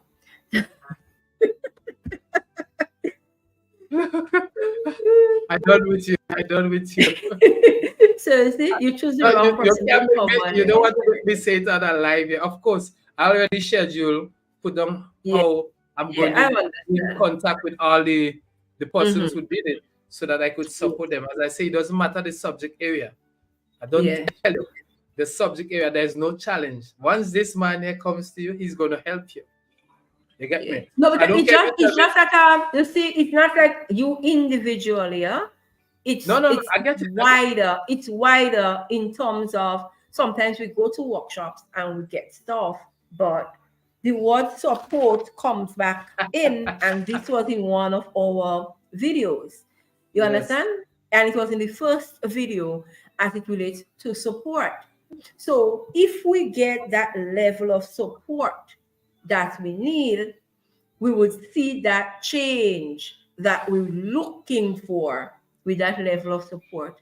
And even the word trust comes back there again as well, even if we were talking about gender-based violence. But it brings us back straight into the classrooms, to the person that is bigger, that is higher than us, if we can put it that way, as it relates to the support that they give us. Do they trust us enough? So you give me the training, but do you trust me enough to do what you ask me to do and ensure that the children gain the content that they should get at that specific level, do what you ask me to do? Definitely. So that's where this support comes in. So when they say when you give somebody something and you want them to be able to use it, you have to support them or train them. Not just give somebody something and you allow them to experiment and play up and destroy the thing. So this support, I know the support is there and it will be coming. So there will be the request could be made for the visit, the next level. The request could be made for the next visit, and I'll let all their friends and colleagues know that although that is already expressed, understood. When I want you to step, come, I need some support here, I need some help there. Come and watch me do this, and then we talk it through. So as I said to you, we're building a team that will definitely take these teachers to the top notch, so that people like me, so when I say goodbye, retirement, you have young masters already. But honestly, this is not going to fall flat. So those who thinking that this is going to fall flat, it will never fall flat. And so we need more people to come on board, because what we want to do is transform the mindset, the way education and teaching and learning happens. Remember, I say my focus is students, but in order for me to help students, I must help the teacher. Yes. That's me. So the teacher must get the help. Teacher beg for it, call for it, ask for it, request it. It'll come. You're gonna get it. You get me? And that is where the value is. So it's not to keep it. I don't think when you're in education, you can't keep the knowledge and all that for yourself. That's a waste of time. You can't be so greedy. And I've been begging to help. As I said to you, call me, request it. Everybody that did that workshop will be visited to see how we can further strengthen them in their subject area. Mind you, we didn't ask you to go and teach creative arts. We asked you to use your strategies in your subject area. And of course, we take that from there. We support them and it's not going away. Okay, so gender-based violence. So the session was with young adults or teenagers between the ages of 13 to 16. We had some 2 11-year-olds, and they came into a space where they were free to talk. They were free to dialogue with each other based on something that they saw, a scene that they saw as it relates to the young lady being beaten by her husband. She's verbally abusing him as well. And at the end of that scene, the children had to, so they got it in pieces. So at the end of every piece, so it's like when we show in the video in the classroom, we do piece first, and then you question the children, and they had to talk about what they think, what should happen here, why you think that happened, why we got that reaction from the husband, why did we get a reaction from the wife, and at the end of the day, the children created some masterpieces as it relates to anti-violence and how they think we can curb violence, not only in the homes, but with Dr. Williams and I conversation, we saw how we can use the same chants and slogans that the children have to bring it into the classroom to help us as teachers to because the children came up with it. And if they came up with it within a short space of time, it shows that as teachers, we too can do certain things to get the children to come up with these things to help them. So, for example, bullying is a big issue that happens. What do we do when we teach HFLE? We can work on ways that the children can come up with anti-bullying slogans that they learn and they share with others. So it helps everyone in the process, even though you're teaching HFLE, but we're on a topic, and the children can come up with creative ways as to how, if my friend bullied me, this is what I'm supposed to do, but you shouldn't bully me. This is what you're supposed to do. You should not be a bully. You understand? There you go. So it exposed the boys and girls to how to think critically. So they were able to think critically, think on the spot. They were also able to be creative. And when you looked at the different pieces that were shown earlier, you could have seen the diversification in what they put together, however there was a connection. So each one of them is like had a borrowed piece from the other, even though they did not work together. So it showed that learning had taken place at the activity. Definitely. Excellent and well put together, guys. You all need to go back and watch the clips that Master Rose just spoke about there. Classic, well said. And I'll leave you with this, Rose, because a lot of persons maybe what's coming up next is me. We're going to do a special session on the program that I do, which is called Mental Peace, right? Peace of mind, right? And because my research focused on the same issue, developing a program to curb or to cope with the effects or the pangs of gender-based violence in Grenada. My program was designed specifically to help people in the Caribbean and Grenada because I've tested it in Jamaica. I've tested it with people in Jamaica, St. Lucia, Antigua, the Caribbean basically. And I've seen the value and the impact of it. You get me? Yeah. I've reached out enough to Grenada and been rejected for a number of years when I wanted to offer this program to help people. Mark my words here. You get me? No matter what I try. And so when I got up and a few persons were referred to me, I was able to help them and do that research and delve deeper into creating that specific program to help troubled people, abuse people. You get me? And out of that, I realized that there are a lot more persons who could benefit. Yeah? So the next big move now is Mental Peace, where we are going to be training a lot more persons to do what I do. Okay. How I do.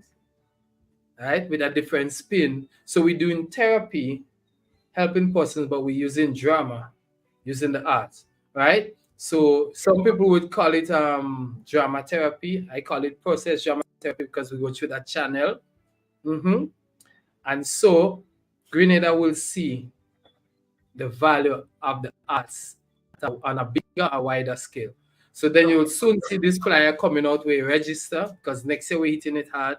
I think we have enough to give to Grenada what it needs needs. So you don't just need a counselor, but you need the art of expression that could solve a lot of your problems. So that's what I did, and I was given the opportunity by through UNICEF and the Ministry of Social Development to make this a reality, and I did. Right? Even in the short last-minute call, I did, and I made it happen because I know the value and we know what we could deliver. So that is why we say when we go drama, when we go the arts, you don't go back, you go forward. Agreed. You go forward, guys. You know. So that's basically what happened here. So we were grateful for that opportunity. We say thanks to everyone. Thank you for that awesome moment. And I had my specially trained actors with me and students who were there coaching. Guys, I mean, I ain't show all everything because, you know, you're going to just, you know, I don't know. I have to keep that on the side. One day I'm going to, actually it's packaged. I'm going to show it one day live so that you could get a taste of it, but not yet. We just want to feature the students and not everybody else in action, just the students. Thank you, Master Rose. You hear change your name? I realize. Gun Master, you get me? Gun Master, you're so good. Yeah, and she's one of my top students, guys. Show up, eh? I have another one, she on work now. I bet you she's listening. They're so good, but we need the guys. Oh, you have another one. That guy, no, he's on work too. I know he's listening too. Boy, so you have Rose, you have, now let me not call the name, eh? You have Lillian, you have Andre. Let me not call the rest of them. So you have a lot of others. We have Rowan, we have, who else have missed out? Mel, you see that? A hush, because you have a lot more. But they are going to be the future guys. Watch out, they're ahead of the game, you know? There's something coming in December. I don't talk. Rose, back to you. You need to close the show, let the people go in their bed, and let me go and sing some song. When she cried. I big up my Jamaican brethren, man. The support, you see? Let me put him on the screen. Lord, I bet you see that? I'm a real brethren. You see, when I go Jamaica, when I go Jamaica, he takes good care of me. You understand? He's one person who's very reliable. You know, my boy. Anyway, big up yourself. I see you on the show here. Blessings. Jamaica is my second home. It could be my first home too, you know. But Jamaica is my second home. Grenada. Rose has one home. This is the first home. I have one. No. That's Gregory. Oh yes, how could I forget that? Hi Rhonda. I know you were with us, right? You. Yeah, I forget over the sea there is your next home. Yes. And our friend Rhonda was here. I need to say hi to her. She's been with us throughout. Thank you, Rhonda. Thank you. And everybody else. What now? You asking me to close this show? I was invited to this show. No, I just told you because you're so good, you're gonna close the show and then I'm gonna play something. I mean, guys, that's what I'm telling you. When you're professionally trained, you could just flip the thing. Watch this. I don't have to close the show. I mean, I could spotlight Rose right now and she takes that show over. That's what I say to you guys. When you train people, you don't have to do everything. You see that? Watch the master take over the show. And then I will just play one of her favorite pieces that she had there tonight. Guess which one? Guess which one I will play when you don't close the show. If you get it right. You also ask the listeners to guess. Let me look at my notes. I can't believe it. I can't believe it. Where's Rhonda? Rhonda, which one you want to hear? You gone already? Come. Which one you want to hear? Whoever with us, you know. Let me see who's with us. Which one you want to hear? Map, which one you want to hear? You miss anything? All right. But Rose had to choose a piece. Well, let me go. Go ahead. I'll play your favorite.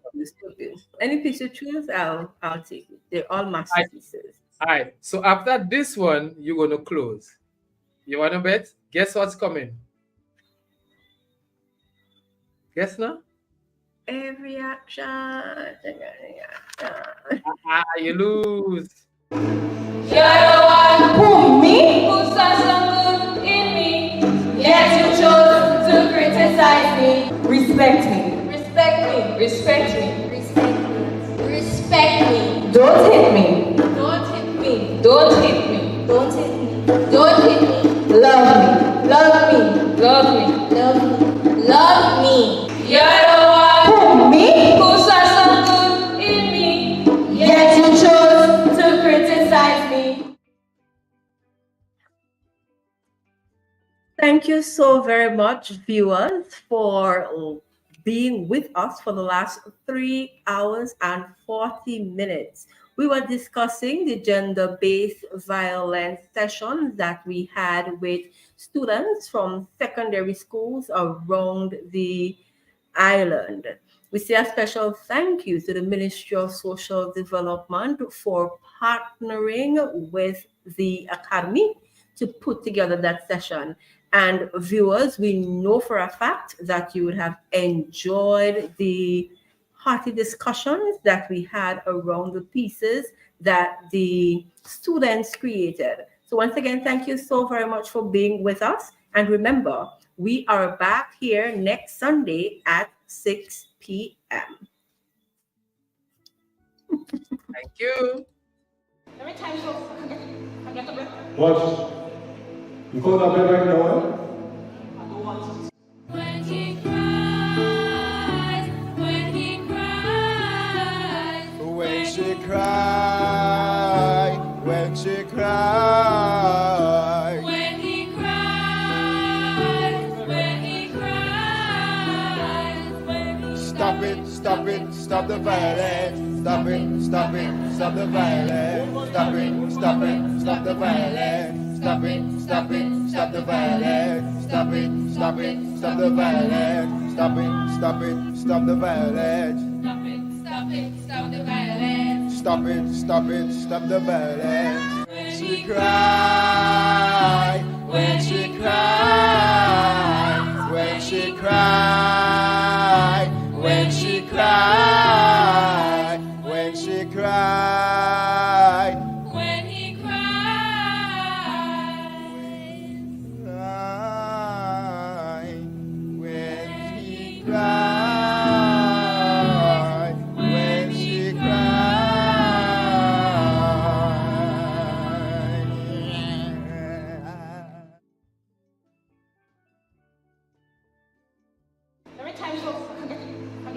Watch.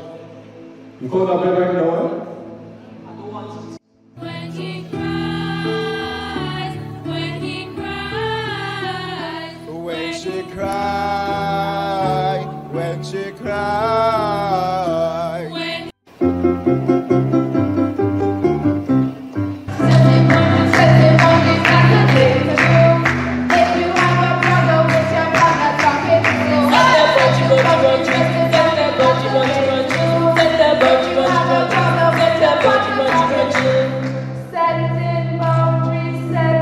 boundaries, that's the thing to do. If you have a problem with your partner, talk it through. Communication is key, respect is key. If it's not working, then it's not meant to be. Communication is key, respect is key. If it's not working, then it's not meant to be. Communication is key, respect is key. If it's not working, then it's not meant to be. We can talk to someone we trust. And we can talk to someone we trust, we trust, we trust, we trust, we trust. We can talk to someone we trust, we trust, we trust, we trust, we trust. We can talk to someone we trust.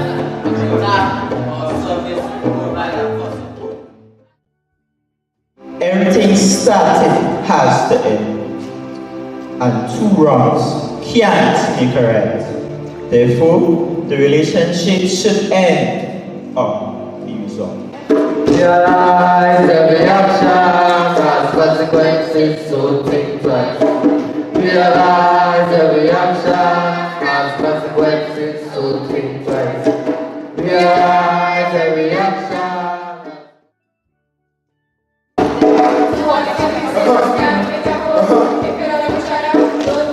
Say, money go pieces, can't make a hole. If you love each other, don't go chop. Say too money go pieces, can't make a hole. If you love each other, don't go chop.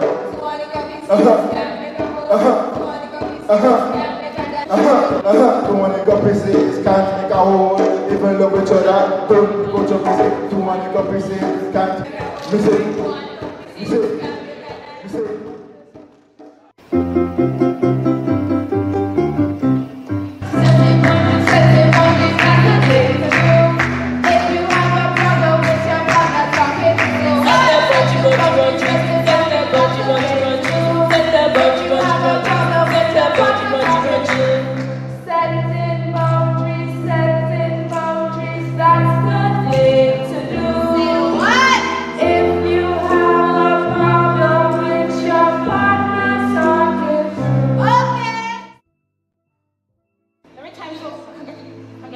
Watch. You call that bed right now, eh? When he cries, when he cries, When she cry, when she cry. when he cries, when he cries, when he Stop it, stop it, stop the violence. Stop it, stop it, stop the violence. Stop it, stop it, stop the violence. Stop it, stop it, stop the violence. Stop it, stop it, stop the violence. Stop it, stop it, stop the violence. Stop it, stop it, stop the violence. Stop it, stop it, stop the violence. When she cry, when she cry, when she cry, when she cry, when she cry, When he cries,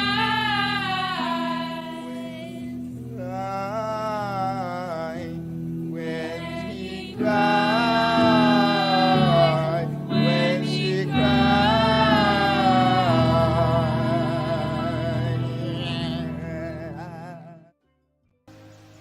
School doesn't teach you about life.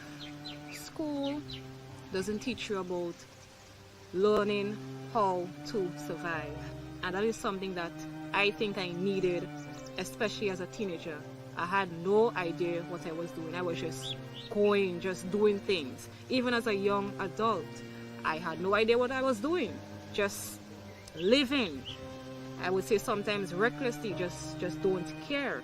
And you know, school just teaches you books, and you get your CXC subjects, and you graduate and you get a good job. But you're on the job, it's a good job, you're well paid, but you're unhappy. And I just wanted to be happy, really and truly. I was tired of being sad, I was tired of being angry, I was tired of being confused, I was tired of being lost. I just wanted to be happy, and I didn't know how to make myself happy until I went through the process of drama therapy. I had no idea of how to make myself happy. I thought that, you know, certain things, I'll buy certain things and I'll feel good, and then the next day it's like there's something missing.